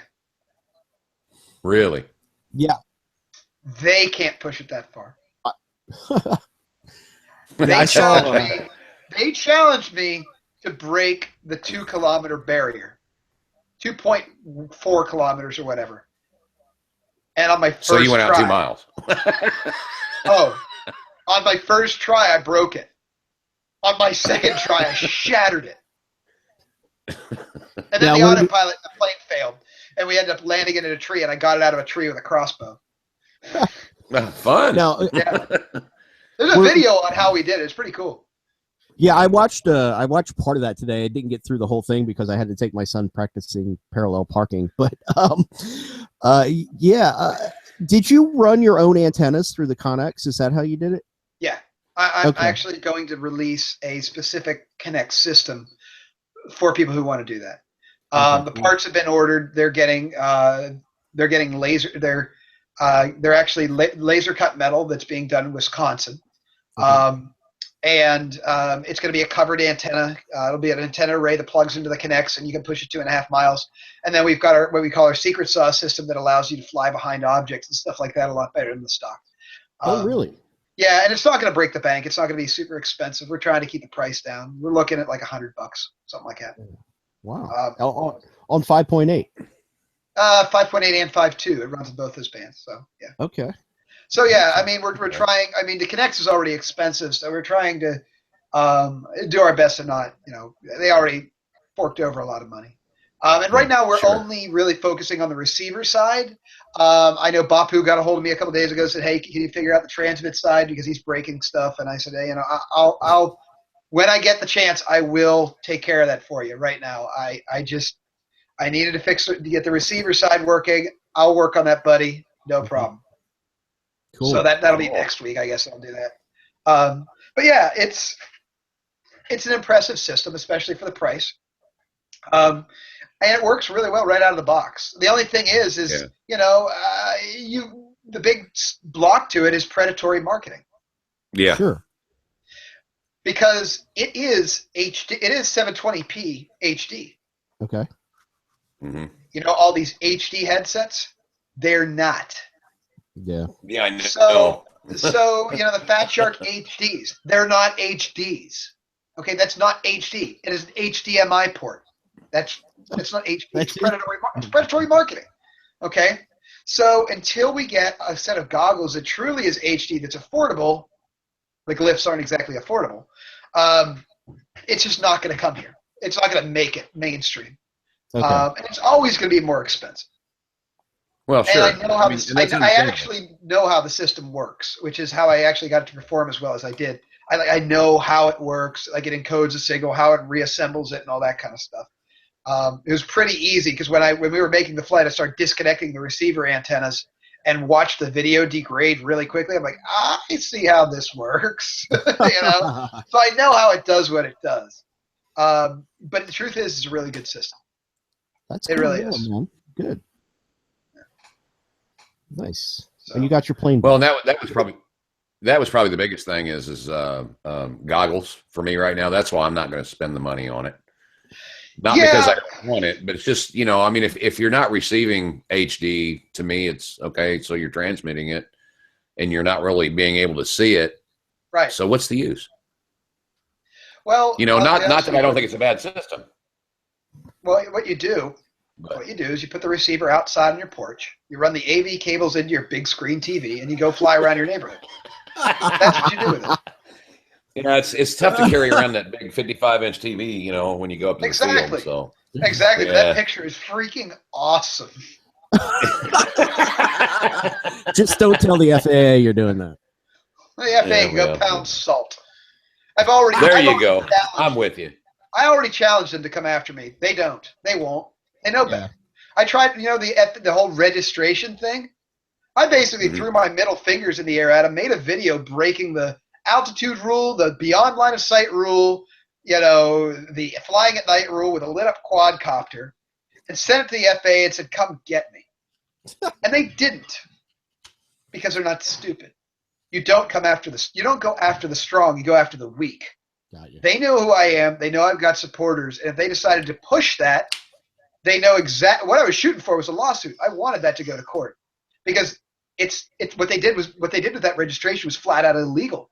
And it's been tied up in court to get beaten for almost 2 years now. Yep. Okay, it's been tied up because the legal system is slow. Well, guess what? If they're prosecuting me, that'll go through a lot faster. And then when I win, because they passed it illegally without going through Congress, it sets precedent, and the law gets kicked out that way. So I basically put my head on the cutting board and said, "Let's go." Yeah. And I was hoping they would take the bait, and they didn't. Oh, wow. Oh well. Yeah, I'm one of those types of guys, and if you haven't found that out already, I really hate injustice. I think we all do. It's just some of us. No, I'm willing to put myself in harm's way. Yeah, because you directly suffer from it in the business that you're in. Yeah. Yeah. Well, I don't care if it's my business or not. I just won't tolerate it. Yeah. I just don't tolerate it at all. Period. That's awesome. It's I've got very low tolerance for injustice and hypocrisy. I have like zero tolerance for it. And it's rampant. So it is. That's one of the reasons I live here is it's not so rampant here where I live. Yeah, it's not quite as rampant anyway. No. It's actually, most people are surprised when I tell them about what it's like where I live, and they go, "It sounds like a utopia." And I said, "Well, as far as places I've lived, it's the closest I've got to it yet." And a lot of people. You're in Virginia. Yeah, Amherst, Virginia. Right? Yeah, Amherst, in the mountains of Virginia, it's very peaceful. Very, granted, it's not exactly new. It's an old town, but it's nice. I like it. It's peaceful. Cool. And I'm surrounded by the mountains that are great to ride your motorcycle through. There are tons of farm fields that you can go fly over, and very few people care. In fact, the only one who really cares is my neighbor. Go figure. Yeah, right. When I go around knocking on people's doors when I moved here, I knocked on people's doors, handed them a flyer, said, "I'm having a barbecue to meet all my neighbors. I'm just moving here." The very first words I heard out of his mouth were, "I'm an a-hole." I'm like, "Oh, lovely. You know this guy's a jerk." The first thing he said to me. At least he's aware of it. Yeah. Oh my God. I just really, why did I have to pick a house near this guy? But luckily most people aren't like that. I'm like, why? Yeah, that's funny. Yeah, and everybody on the street knows it. He's like, "Yeah, he's just a jerk." I'm like, "Yeah, I know." So, I think he's got used to me at this point. Now he's just tolerant now. Yeah, he's kind of tolerant. I told him I won't go fly over your yard when you're outside. All right, if you're outside, I just won't fly. Whatever. Yeah. And he's more like, "Yeah, as long as you're not hurting me, fine." It took me a year to get him to that point. Well, I don't know what it is with people. You know, there were my neighbor 2 doors down. He moved in now. He's from Jamaica, and he's never seen snow. His kids have never seen snow, and he goes, you know, he's like trying to like set up this little sledding hill in his backyard, not realizing it's not steep enough. And I'm like, Dammy, use my driveway, man. It's steep, really steep. And I mean, most people can't believe I can drive my car up, but that's how steep it is. I mean, it's unbelievable how steep this is. When I went to sell my one motorcycle, the guy looked at me and said, "Will this bike really make it up this hill?" and I, like, you know, I mean, but yeah, it does. I ride it all the time here. And just rode right up there because he was uncomfortable riding it. So this is how steep this hill is. And I cut a big sled out of EPP foam. I took a block and I cut slats in it because it's nice and soft. It's padded. You know, it doesn't beat you up when you ride it. And said, "Here, ride it." And so I rode it down the yard, down my driveway on this nice big padded sled I cut for them. And they loved it. You know, it was the first time ever sled riding. So, you know, I think that's what neighbors should be. I think that's the way the world should be. And I wasn't worried about liability if he hits the garage, if they hit the garage at the bottom of the hill, or if they hit something, or if they break something. I wasn't worried about that because my neighbors. I can't imagine my neighbor having a problem with it. It's like, well, they'll heal. You know? Yeah, exactly. God, how good would it be to have a neighbor like you? Yeah. Well, that's the thing. It's weird. My neighbors on this street were really we're good friends. So it's just that's awesome. That other street, they're the one jerk. The a-hole.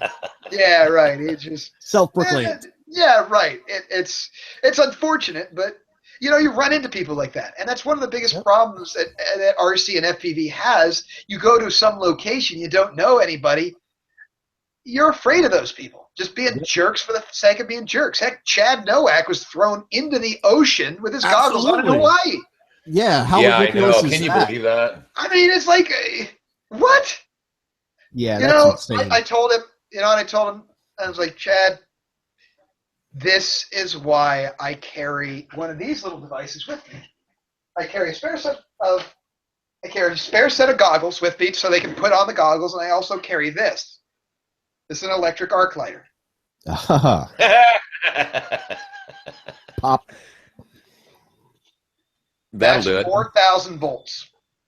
Dang. Touch me, and this touches you. Do not lay your hands on me. You will regret it. Yeah. Okay. Absolutely. And that's like I said, intolerance for that kind of thing. It's fear on their part dictating a violent reaction. Correct. Out of ignorance. On the other hand, you know who I find are the most welcoming people? Foreigners. Anybody who wasn't born in this country. I've never had somebody who wasn't born in the USA have a problem with it. Yeah. Over Thanksgiving, I was flying my Wyvern. It's a 125-mile-an-hour rocket ship. Mm-hmm. And there were a bunch of people from India that thought it was awesome. And they realized it had to be a camera on it. So they start waving and throwing their hands in the air. And so I just grabbed my passenger goggles, like, here, put them on. They thought it was awesome. I've never had somebody from a foreign country have a problem with it. Yeah. Which tells you something. You know, it's just so that's the thing, is that's kind of my key. If I see a bunch of people who are most likely not born here, I feel a lot more at ease. We're fine. That's interesting. Yeah, right. It is interesting, but I've never had a problem with them. I've had a lot of problems with other people, though. You know, and strangely enough, the police around me, actually everywhere I've been, have loved it. They think it's cool. Yeah. Generally, that's what I find too. Right. Yeah. I was flying a ski slope in Pittsburgh 2 years ago. Now, mind you, I've got ski goggles on. I've got my goggles built that says ski goggles, and I'm flying my airplane. I was a P-38, you know, nice and quiet, down the ski slopes. And now, mind you, everybody had gone off the slopes. They were just kind of cleaning up, and it's all lit up, so it's like broad daylight. And I'm flying, and the cop pulls up behind me, and he goes, now, mind you, I'm sitting on a toolbox with ski goggles on. He goes, "May I ask what you're doing?" And I said, "Oh, yeah, I'm flying a model airplane." He goes, "How?" "Hold on." And I flew it overhead, and I said, "Do you hear it?" He's like, "Yeah, but I don't see it. How do you see it?" I said, "Oh, well, I got a monitor." And I had a monitor. And I just handed him the FPV. I kind of fiddled around, found the FPV monitor, and handed it to him. He goes, "Now that's cool." That's right. And he said, "Look, I've got to close up. You've got half an hour. When I start turning off the lights, we got to leave." And I said, "Well, do me a favor, turn the lights off on the ski slope, over the ski slope last. I'll see you start turning them off. I'll come in and I'll land. Just give me a chance to come in and land." And he's like, "No problem." He's like, "You coming back tomorrow?" I said, "Of course I am." I said, "Okay, see you tomorrow." You know? That's awesome. So the police have been very, very. And I also had a run-in with the police because I was flying through the shipping and receiving dock of a jail. I didn't know it was a jail. I was almost a mile away. And it was just, oh, this is open. I'm a mile away, and it's like, oh, this dock, let me fly through it. So I flew my airplane right through it. And then I did this a couple of times, like, oh, it was fun. Okay, I came back. And the next thing I had like 4 police cars. "What are you doing?" Like, really, what am I doing? I'm flying a model airplane. And he goes, "Why are you flying here?" I said, "Because this is a wide open field. It's awesome." He goes, "Do you realize that's a jail?" Like, no. Oops. Oops. I was like delivering drugs or something. I was like, oh, man. Oh, wow. Whoops. You're dropping files in for him to break out of the bars. Yeah, right. I mean, so I was like, no, I had no idea. Oh, that's hilarious. Yeah, I mean, stuff happens, you know. You My never bad. know. Yeah, right. Yeah. I mean, they realized I wasn't trying to cause any harm because it's like, why do you pull up 4 police cars? Wouldn't one do? Is nothing happening today or something? Right. I've had a lot of interesting things like that happen. But I think the biggest diffuser is one, you hand somebody a set of passenger goggles and they just go, wow, that's cool. There are people that are worried you're spying on them and all kind of other stuff. And my response to that is, I said, if I were going to spy on you, you wouldn't hear me. Yeah, exactly. You can hear this thing. If I were going to spy on you, I would use my cell phone. Right. The one you have in your pocket that's got 2 HD cameras on it. That's your spy device. Yeah. That's what's violating your privacy because that uploads right to the internet while streaming live HD video. This doesn't. And they just realize, okay, I still don't like it, but okay, it's hard to argue with that. Yeah. Yeah. Usually when you hand them a set of goggles and you show them what you can really see, they go, oh. Yeah, right. Exactly. Yeah. I mean, they immediately shut down, Not a lot of details.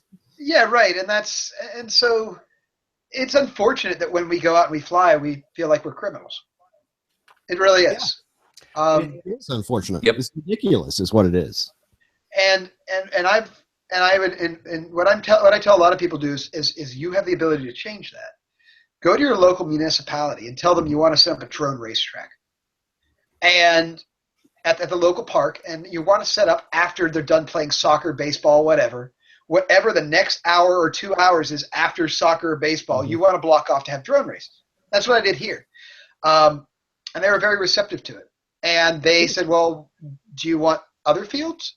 So now we have 3 fields that are dedicated to racing aircraft. Oh, that is fantastic, dude. Right. That is fantastic. Right. And what's happened, there's obviously some fun hater out there. And, I was flying at my local park just up the street, and we were racing, and some guys wanted to play baseball on one of the fields we were racing over. And so we decided that we would just race in the one field, and then that we would fly away. There's a garbage dump, and we would fly back through the garbage dump and go and take a big dog leg around the field so that they could play ball, and without being interrupted or interfered with. Right. And they called the police. Oh, jeez. And the cop came up to me and he said, "What are you guys doing?" I said, "Well, we're flying. We're flying model aircraft. You want to see?" He says, "No, I can see that." They said, "Well, they said you were flying over them. You're buzzing them." I said, "I have a recording. Do you want to see it?" I said, I've got a recorder. I've got a DVR. I can show you my flights, and we can verify this. And he said, "I believe you now. But are you supposed to be flying here?" He said, "According to the county, this is a dedicated drone race field." And so they're allowing it. And he's like, okay, nope, then I don't see a problem. I'll see you later. You know, had it not been approved, he probably would have said, yeah, you probably ought to pack it up and go home just to, you know, cover your butt. Yeah. But because I had already approached the county, and what we did is we showed up and handed them goggles. We showed up to a county meeting, just a board of directors meeting with a couple of quads and goggles. And we just said, here, put these on. And we went and flew around the building with tiny whoops. And they're like, okay, awesome. This is cool. They're like, okay, this is too cool. So we got them on board. That's how you do it. You don't say what you're going to do. You say, you just show up. They often will let you into these meetings. You don't tell them what you're there for. Just show up. Show up with your goggles in your hand, with your goggles and your aircraft backpack. And when they look at you and say, okay, what do you have here to talk about? You say, here, you pass out your goggles, you break out the little aircraft, you go fly. I want to do this in parks. Yeah. Done. That's great. That's how you do it. So what was funny about it is, you know, the cop had left. And the guy walked over, like with his hands there, like, aren't you going to leave? And I'm like, okay, if that's what you're going to do, I got my Wyvern, which is a 125-mile-an-hour rocket ship. And that is so screaming loud, you can hear it in the next county. And I was like, I was trying to be respectful, but obviously your problem is that your kids want to watch me fly an airplane more than they want to play ball with you. Right. Okay? And I was letting you use a section of the park that I was using, but I moved out of your way. You took precedence. Guess what? Now I'm going to give your kids a show. You know? And so I just started there you go. Screaming over the treetops, and you could hear this thing howl, and the kids loved it. And the guy hated it. He's sitting there stewing in his own anger. It's like, dude, you called the police on me. You could have come over here and talked to me like a human being and said, hey, you know, I'm trying to play ball, and you're distracting my kids. Can you know, move somewhere else or whatever? No, you want to be a jerk. So guess what? I'm going to be king jerk now. You know? Don't ever do that. So yeah, it's really bad that you get treated like a criminal. Like you don't deserve to be here for some reason. It's like, what? Yeah. So, you know, that kind of stuff is upsetting that we deal with this. And the FAA isn't making it any better. So that's one thing that, you know, and Jeremiah does this too. He's approached other counties to embrace the technology here in Virginia. And they largely have done that. You know, you see these things like the city of Orlando will say about drones and that kind of stuff because they have no idea what the hell they are. Guys, go to your city council with one. Just go. Don't tell them you have it. Just show up to it. They have these meetings and say, hey, I want to discuss something for the park. Go to a Parks and Recreation meeting. Say, I have this great idea for the park. Show up with a couple of those little Inductrix quads in a backpack. Do not show them what you have. Just show up with them in a backpack, and when it's your turn to present what you have, don't say a word other than put these on. Put the goggles on and start flying. That's awesome. At that point, your county has accepted that drones have a place in the park. That's how you secure it. Yep. That's very cool. Because it's very easy to say no until somebody slaps you with a set of goggles and you watch, and it's like, oh, this is too cool. You know, that's it. So, you know, and that's been my big thing with this. I don't want to see us RC pilots confined to a little field. That we have to go to the same field because it's the only place that lets us fly there. Because it's not accepted. I want to see the hobby grow and fly in different locations, exotic locations, and not have to worry about somebody picking you up and throwing you in the ocean. In the ocean, right? Yeah. You know, that kind of stuff. So I feel it's very unfortunate, and that's why I'm putting this out there, and I really want to reinforce, guys, if you don't do something, if you don't take action, somebody else will, and you're going to lose what you have. But you have to be You can't whine about it. You've got to be methodical. You bait the hook to suit the fish, so to speak. Go in with a plan. Go in with a plan. Because if you tell them what you're going to do, they already have a preconceived notion of what it's about, and they already have that in their mind. You don't tell them what you're going to do. You just tell them, I've got a great idea for the park, and I can't wait to show it to you. And it's just in your backpack. And then all you do is before they see the quad, you hand out the goggles. They go, what are these? Put them on. While the quad is in your backpack, you power it up. You pull out your radio. You wait till everybody has the goggles down. Then you pull it out and start flying it around the room. While none of them saw that. Anybody who's watching it didn't even see what the vehicle is. At that point, the energy in the room is, wow, this is cool. This is awesome. Can I try? Yeah, sure. Here, try it. You know. So anybody who was negative now is being overruled by all the chants of, this is cool. This is awesome. Oh, this is amazing. Yeah. That is great. So you've got to have a good idea. You've got to have a plan. That is how you get people to say yes. Awesome. That is how you are not a criminal. Yeah. Alex, I just want to pass along a shout out here. Julian Waters. We know Julian. Julian's a I know Julian. Yeah. He just said, wanted to give a quick shout out for you being one of the most generous and caring individuals in the hobby. So there you go. He's got several airplanes from me because he lives right up the road. Oh, does he? Okay. Oh, does he? Yeah, okay. Yeah. He comes over to my house. I'm like, hey, this kit didn't come out quite perfect, so I can't sell it. Here, take it. Oh yeah, take this and this and this. I'm not using this anymore, great. So take this and take this. You know. Yeah. No, he's a really great guy. Nice kid. Yeah. Yeah. That's the way I am. I'm like, hey, I don't need this. Here, take it. You know. But we go fly together. You know, he was helped me. He's actually in the gate building video. Oh, is that him? That's Julian. That's Julian. Okay, I did not recognize him. Yeah. Okay. Yeah. When I showed why you don't coil up the PEX tubing. Yep. that was it. That was Julian. Right. I got you now. That's cool, man. Yeah, exactly. So, it's nice to be able to. The nice thing about this hobby is it does bring people together. Yeah, it does. It does. Oh, unbelievable.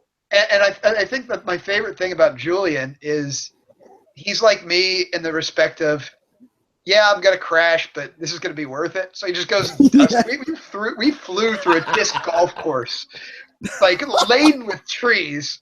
And we're like, yeah, this is absolutely going to happen. We bounced them off of like everything. We had such a good time.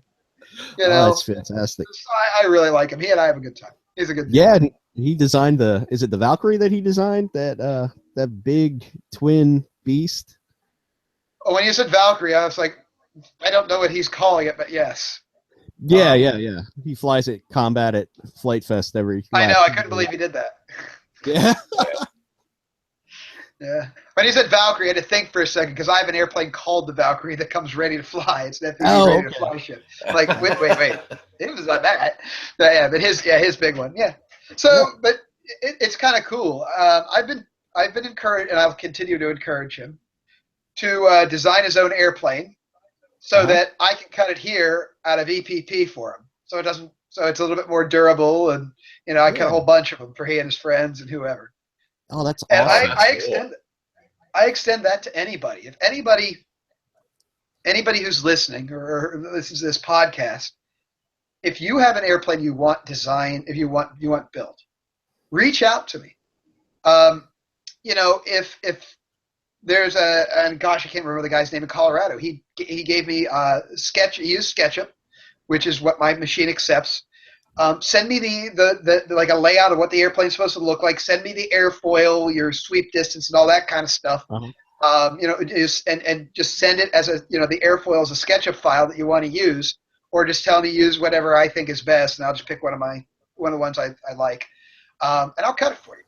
No problem. Oh, awesome, man. Yeah, no problem at all. I mean, that's just pay for materials and shipping, and I am very happy to cut it for you. That's dude. I might take you up on that. Absolutely. I mean, just actually, all I want is an airfoil and SketchUp. If you give me an airfoil and SketchUp, and then some kind of overview of the airplane, like most people like to design flying wings, but it doesn't have to be a flying wing. I mean, if it's going to be like a fuselage airplane, please design the fuselage and sketch it as well, and I'll tweak it to make sure it works. Okay. But I'm very happy to do this for anybody, and that's the thing is this bird of prey that's been sitting here I've had for at least 4 weeks. But if you send me a file, I'll probably have it cut tomorrow. I mean, I'll do that for somebody else, but for myself, it's like, I don't really care. Right. You don't get the same feeling of joy building something for yourself as you do for somebody else. And if somebody designs a really nice airplane that I like, and that I could sell, then I'd say, hey, what can I give you if I can cut this, for commercial? That I gain that if there's one that I really like and I think has commercial viability, then I have somebody that I can work with to bring it to market. Awesome. So I mean, Flight Test does that. Absolutely. I think that's absolutely. I think that's a great idea. Yeah. So I mean, it's not purely selfless, but it's pretty close to it. I mean, it'd be cool if that happened, but the truth is, I learned so much from other people's designs, and it helps me design my own. Right. And I extend that to anybody.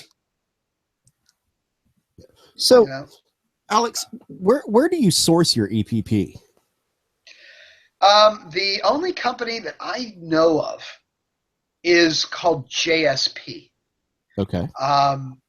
And they manufacture it, and they have a sole distributor called AR Plank.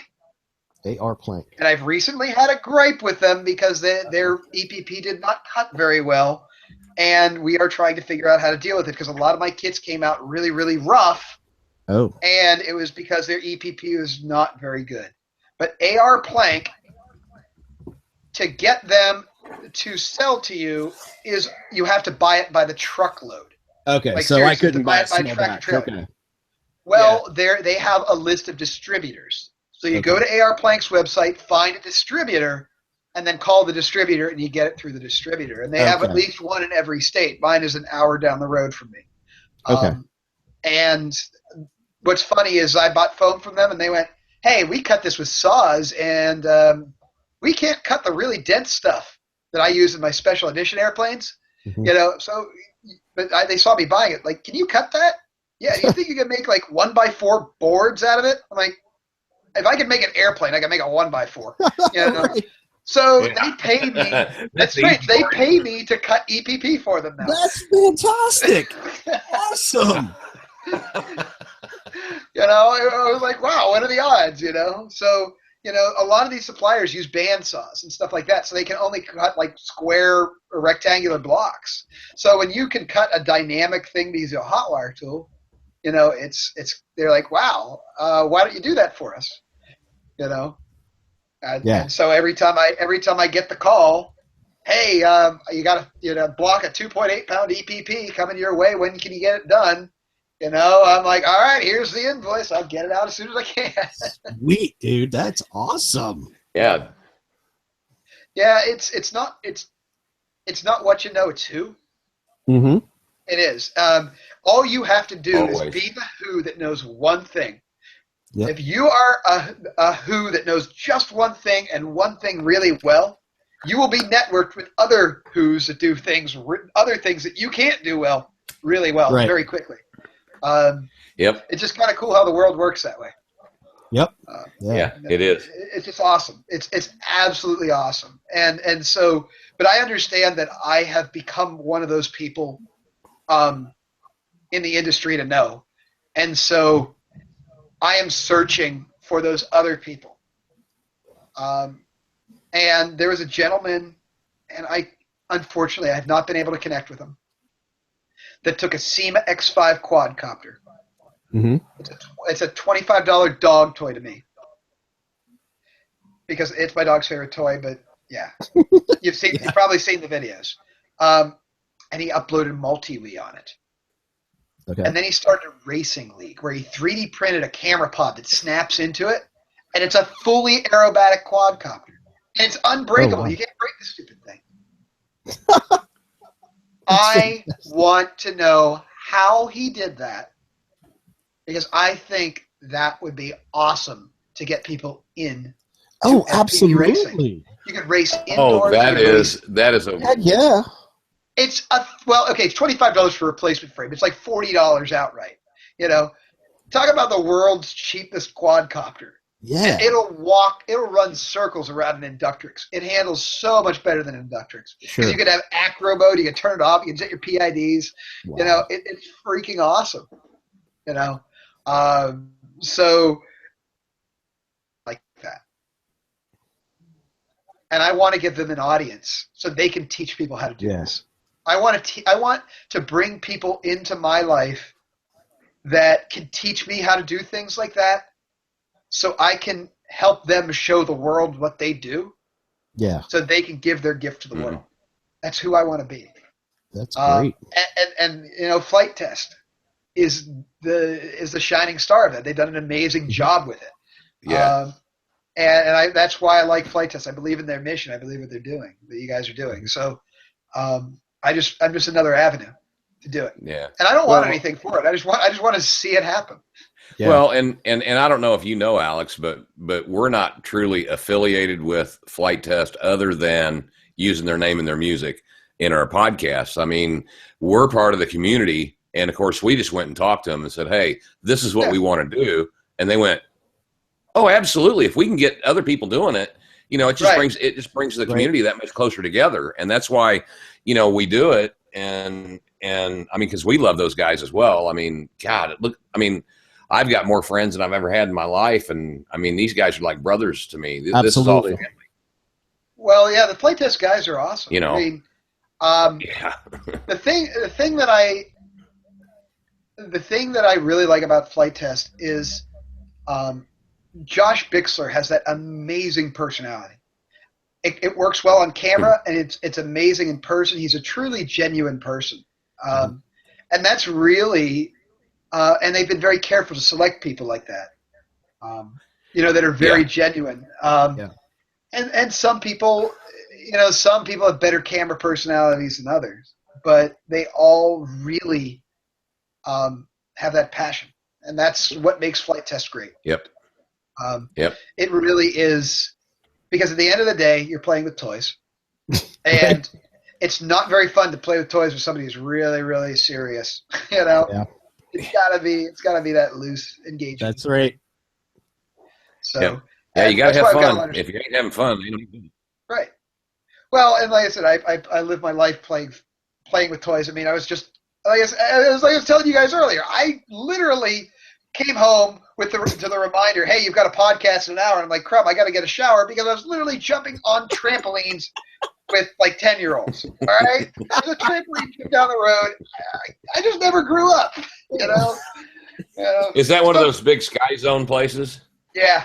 Those things are awesome. Oh, they're great. Awesome. I'm glad we've got one finally. I don't care that I look like a fool to all the adults. All the adults kind of envy me for swallowing my pride and doing that. Right. You know? And I know that. Yeah, deep down they do. They're jealous as hell.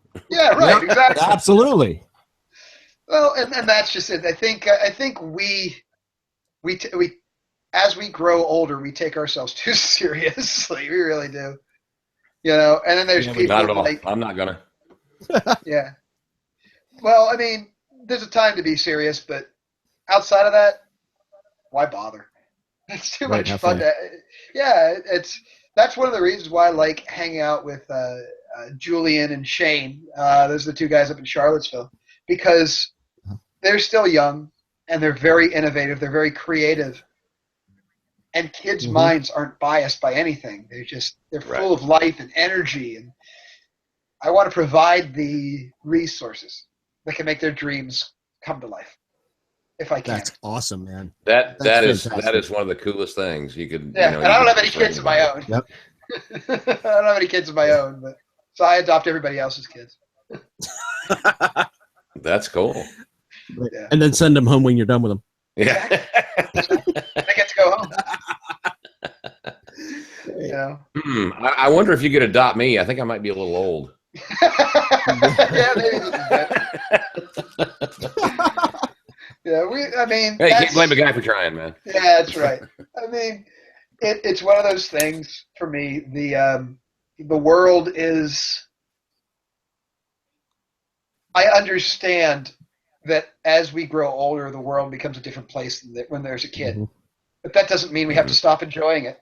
No, And not at that's Not kind at of all, the thing. man. I continue to be. I don't care what the world thinks. I'm going to do my thing.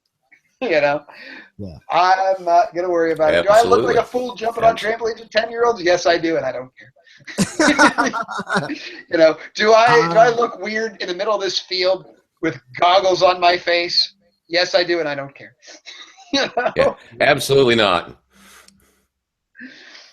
So, Okay. yeah, stay Well, young. yeah, absolutely. And talking about getting old, it's 10 o'clock, a little after 10, your guys' time. It's 9 o'clock my time. I can't believe it's already been 2 hours. I mean, man, it was unbelievable talking to you. Yeah, I mean, it's you awesome, dude. you really, brought some really neat stuff to us, and I know that everybody listening is just going to love this episode because Pat and I didn't have to talk much at all, so it's That's been right. great. You didn't have to listen to us. Well, yeah, exactly. I wanted that's why they're going to love it. Well, these kind of things I use to reach out to people and hope I can hook up with people that have a dream that I can help make a reality. Well, and, and that's why we do it. And whether it's racing, you want to race wings, or you've got an idea that you want to try out, talk to me. I'm here. I mean, I'd love to hear it. I look at it like this. Everybody, I think, at some point of their life ponders what's the meaning of life. And to me, your life doesn't have meaning if it's about you. But when you touch somebody else's life and improve theirs, your life instantly gains meaning and purpose. So I look at it like this: the more people whose lives I can make better, the better human being I am, and the better mark I've left on the world. So, that's awesome. There Dude. you go. Yeah, and so that's why I started the FPV WRA. That's why I want people to get a hold of me and say, "Hey, Alex, I got this idea for a great airplane." Okay, well, let's hear it. Let's see it. That's what I want. Just send me some files so I have something to work with, and I'll cut it for you. Just take care of my materials and the cost to ship it, and I'm good. That's it. And believe it or not, EPP is not that expensive. Yeah. And it's not cheap, but it's not that expensive. Yeah, right. So, if anybody wants to do that, I would very happily do that. I would very happily cut an airplane for them. No problem. Yeah, I can see a couple of people pretty quickly getting a hold of you. Yeah. Please do. Please do. Yeah. I mean, because I don't necessarily interface with a lot of my customers, and a lot of my customers that I do interface with, they all have different backgrounds, but there are more backgrounds out there that I'd like to know. There's, I'd like to see what else is out there, meet other people, and so why not? And sure, I get into what I call the design funk, where I just don't feel like designing or innovating anymore. Yep. And when something like they say, "Hey, I got this idea for an airplane," that gets the juices going again. And it's like, "Oh, okay, Yep. All right." I start designing again. I start getting excited. So it helps bring me out of the slump. Absolutely. Because, I go back through all the projects that I've done in my life and go, "Wow, this really is where I'm happiest." Yeah, absolutely. But sometimes you get that funk, and nothing brings you out of it quicker than to find somebody who's passionate about it too. Yeah. Yep. So yeah, and then always a new, been there. A fresh new set of eyes that does wonders for people too. So, fresh new thoughts. Somebody with just a fresh thought coming in. Yep. Yeah. Well, that's what I mean. Right. New eyes, new thought process, stuff like that. Perspective. Yeah, just different perspective all the way around, and usually you can jump on that, and then then it just runs crazy for a while. Yeah. Yeah, and sometimes somebody needs to kick you in the butt. Lumineer brought out that Axie antenna, and it was designed by Hugo of True RC Canada, the guy who I developed a lot of stuff with that couldn't seem to get a foot anywhere because he couldn't manufacture, effectively. And he had some durability problems, but he's a very good engineer. And Lumineer offered him the opportunity. Granted, they offered it to me first, but I felt that I couldn't do that because I have other vendors, and I can't develop something specifically for them that competes with my other vendors and their products. Mm-hmm. And I also felt that I didn't want to step on Raphael's toes, so I turned it down. And they gave Hugo, it offered Hugo a very, very nice opportunity. On the other hand, he designed something absolutely incredible. And so it kicked me in the butt. And I spent a week where I barely left my shop designing something better. Now I'm going to have it. And the difference is it's made in the USA, just like all my products are. Yeah. So I took it as motivation to design something better. So, and now I have it. And that's what it takes. Yeah. And well, I like the fact that you got everything, that you're designing, you're making right here in the United States. And for the people that are listening to us now, if you want to buy stuff from the US, buy his stuff. Yeah. It's good stuff. it is good stuff on top of that. Yeah, I mean, well, that's the thing is we've kind of lost touch with the made in the USA.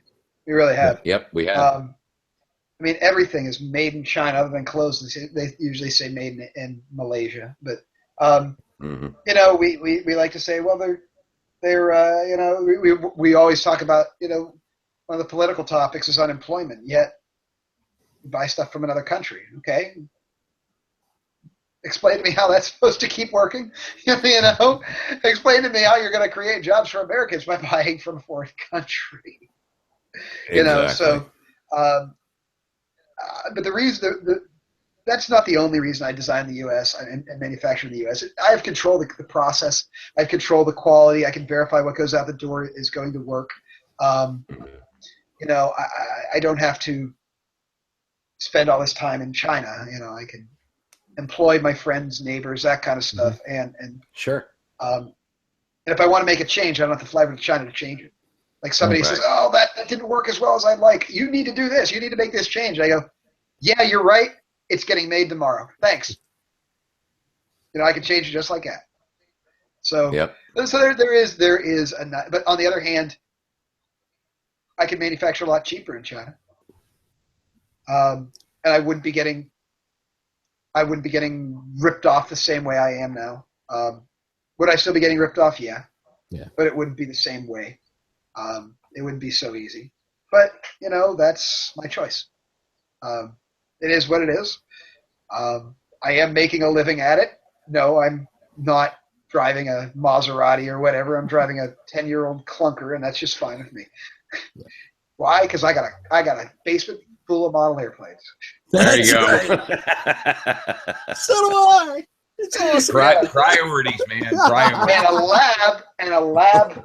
Full of electronic equipment it's as much a toy as is a tool.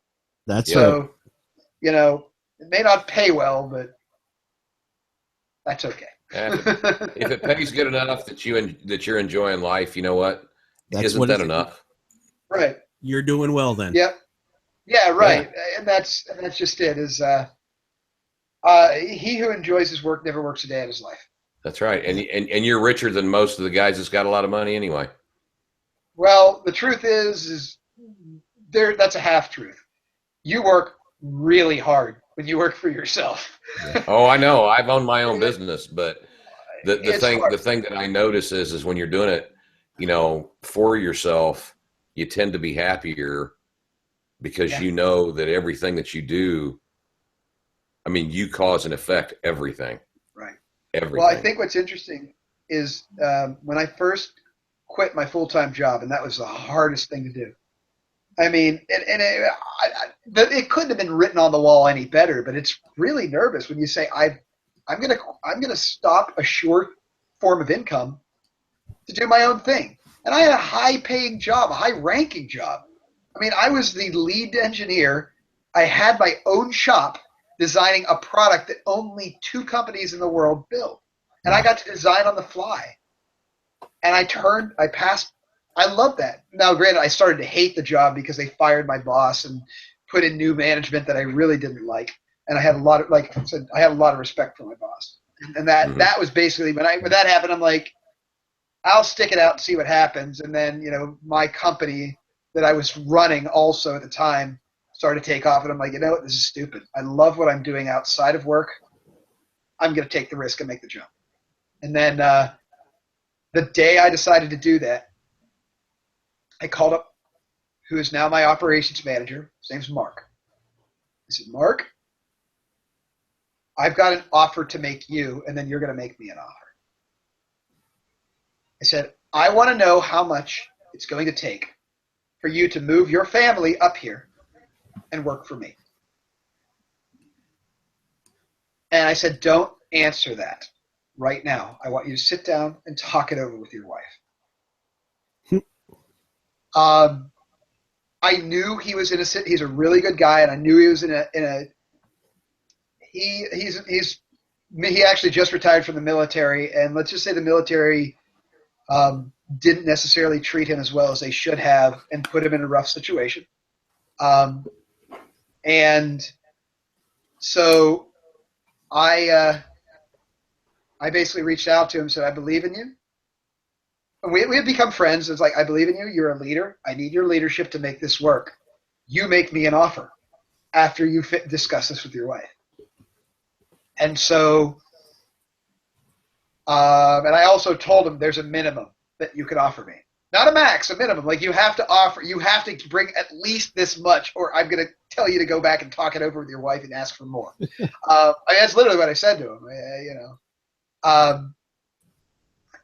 so he moved up here and literally slept on a mattress on the floor of my guest bedroom. Now, my house is a 2-bedroom house. This is not a big house. Wow. And he did that for 7 months before his family moved up here over the summer 2 years ago. But after I had hung up the phone with him to make that call, John Graves from Graves RC called me. Mm-hmm. Down in Florida. And he said, yeah, I'm ready to place another order with you and this kind of stuff. And do you think there's anything else I should stock? I said, anything you want. I just put in my 2 weeks notice this morning. So I'm doing this full time now. So whatever you need. And he goes, oh, wow, that's great. So now you can set your own schedule.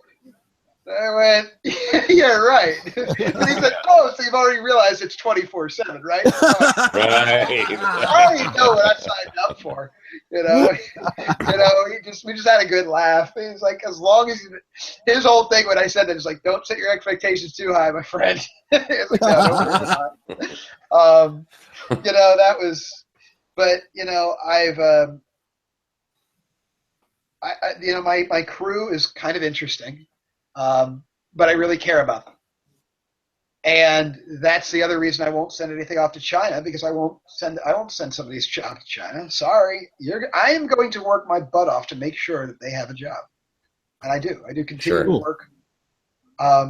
When I sit down and design and plan, they're on my mind, not myself. Because if I wanted, I could team up with Team Black Sheep and for everything and forget about my own business, and probably be better off that way. But the truth is I really care about my guys. I really do. And that's, I'm hoping that shows. I hope they notice that. It's most of the long, hard hours I put in is for them. Okay. Well, awesome. I would almost say that they do notice it. You had a guy living, in a spare bedroom on a mattress for 7 months. So I really doubt they don't see it, or they wouldn't give you and I'm going to guess, but I would almost imagine that everyone that works for you would probably, there's nothing they wouldn't do for you. Most likely. Most likely, and there's reasons behind that. Yeah. Because of the fact that it, that's a two-way street. Like human beings. You got to treat them like human beings. That's what they are. That's a pretty damn novel concept you got there. Yeah, right. I know, right? No, but how many employers, how many people that are listening to this podcast go, I'm a number? Yep. And it's unfortunate. It's very unfortunate. They don't have that sense of, their boss is somebody they hate, they can't stand, that kind of stuff. That's no good. I want to change that. I want to keep that. These guys, I remember going to look at one of my employees was looking to buy his first car. And, a young kid. And his thing was, we had come back from a fly-in, and I let him drive my car. He had never drove a stick shift. Oh boy. He's from Mississippi. He's from Mississippi, so he's never really driven through the mountains. Uh-huh. And my car handles the mountains very well. And he couldn't drive my car to save his life. He would stall it out. It was jerky. And I'm like, come on, man. Take it easy. Just don't be so nervous. And then we get on Route 60 coming home, and it is the windiest mountain road. And I'm like, Jason, floor it. Downshift. Come on. And all of a sudden he starts smacking through the gears, start driving like a pro. And he's slowing down for the corners. Like, keep going, man. This car can do that. So I just keep egging him on. Like, come on, you can do this. So he's whipping my car through the canyons. And he's like, I got to have this car. So like a month later, he found one. And I drove down with him. And instead of taking out a loan, I handed him the money and said, now, I'm not charging you interest. Wow. Go for it. Oh, wow. So that's, would a bank give I guess he was 18 at the time, 18 or 19. Would a bank really want to give a loan to somebody like that who has no credit? Probably not. No. That's if they do, it's very predatory. So I'm like, what? Yeah. Here you go, dude. I got it. So yeah, and a lot of my guys have stories like that, where they came from, because why not? My business, I want to run like a family, and I don't mean a dysfunctional family. I love it. It's because when I go to work, I feel good about it. I feel good about waking up in the morning, and going to work. Good. Yeah, absolutely. And there's something to be said for that. And, if I ever need anything, I've got a bunch of people I can call and say, hey, help me out. Yep. Right. And I guarantee you there won't be a second thought. So it's cool. It's cool. And, it's the way the world is. And that's the way it should be. Yeah. Yeah. It really should be. Yep. So, yeah. So, and that's the thing is I look at the flight test community as I can extend that courtesy to them too. So, well, we absolutely believe it's a family. I know I met you in 15, briefly, but I did meet you, and you were just like you are right now, nicest guy, and I mean, that's the way everybody is there. So, right. And that's the thing that's nice about it. The RC community it's definitely, well, not the whole RC community, but definitely. Yeah, I was going to say, hold on. The flight test community is a different group. It really is. Yes, it is. It really is a different group. And I really look forward to going to Flight Fest next year, this upcoming one. Yep. And I fully intend to have an FPV plane in full contact combat again. Awesome. And there you go. Bet it's going to be screaming fast. Absolutely. That kind of thing. I love it. I absolutely love it. I like the people. I like the event. I just like the atmosphere. The atmosphere is fantastic. And it's it gives me that sense of there are people out here who still like to build, create, innovate. There are still people out here who just love to fly. That's awesome. Yep. So. Yep. Absolutely. Well, on that note, we should probably start wrapping it up. Yeah, I think so. Yeah. Bad as I hate my girlfriend just gave me my dinner. So. Perfect timing then. Right. So yeah. Well, again, Alex, appreciate it more. You've been a great, you've been awesome, a great co-host.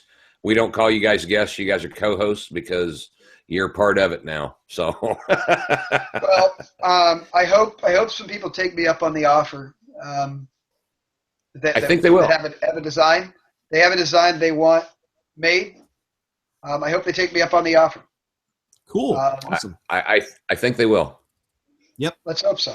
Let's hope so, because I know the smile on their face. Yeah. I know the smile that'll be on their face when they build up their creation. So. Yeah, that'll be cool. Well, again, thank you so much, Pat. Always good to see you, Joel. We hate that you're not here because you really missed out.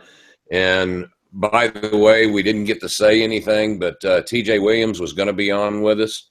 I think you know TJ, don't you? I don't know him. Oh, okay. You don't know him? Okay. No, well, I he's know a pod of him, racer. but not personally. I know who he is. But okay. Yeah, I'm not. Yeah. Well, we were going to have him on just to kind of fill in for Joel, and he's a little smarter than Pat and I. So, but we really didn't need it because you were giving up enough information that we didn't even have to ask hardly any questions at all. It's fantastic. No, it was so cool. Well, the reason I do is there's a lot that I'm excited about that I have going on, and I let the community be part of it. Yeah, absolutely. Awesome. Well, we want to give a shout out to TJ because, he's got 5 kids, and I guess 4 of them now have the stomach flu today. So that's why he didn't come on. Man. So. It can't be pretty at the Williams household tonight. Oof. Yeah. Yeah, I'm sure at that Williams household, it's probably really ugly right now. And, just want him to know we're thinking about him and his wife and the kids and everything, and hope they get better soon because I know how that is. I hope he doesn't catch it. That would stink. Right. Yeah, exactly. Although if you have 4 kids that are sick, guess what?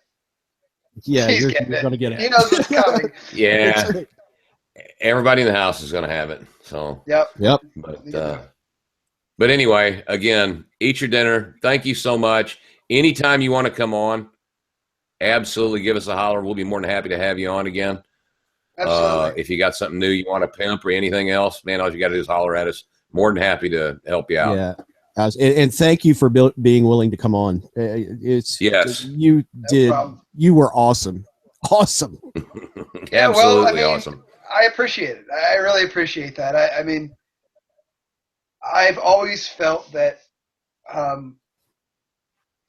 that attitudes are contagious, and I look at things like this as the opportunity to inspire other young engineers and designers and innovators to come forward and not be afraid to chase a dream for a little bit. Absolutely. Give it a chance. Yep, absolutely. So, well, have a good night, guys. It's good seeing you. Yep. Thank you so much. And I'm sure we'll talk to you at some point in the next week or so and kind of see how things are going. Yeah, I'll let you know what's going on. Like I said, I've always got something new going on. Absolutely. And at the first of the year, hopefully the Vegas race is awesome. We'll see. Yeah. I can't imagine it's not going to be. Yeah, so looking forward to seeing how that does, man. Because I can't imagine it doing anything but well. So yeah, the only thing that I'm worried about is whether I will get a chance to race or if I have to run it. I really want to race. I really want to race. I can see not being able to. But I know there are a couple guys going out there, going out to race. That are very good pilots, and I just cannot wait to put my best on the track with them. Awesome. Cool. All right. Well, have a good one, Alex. Thank you again. And we'll talk to you next time. To everybody else, thanks for listening. And blue skies, and we'll talk to you in a couple of weeks. Good night, everybody. Take care, everybody. Take care.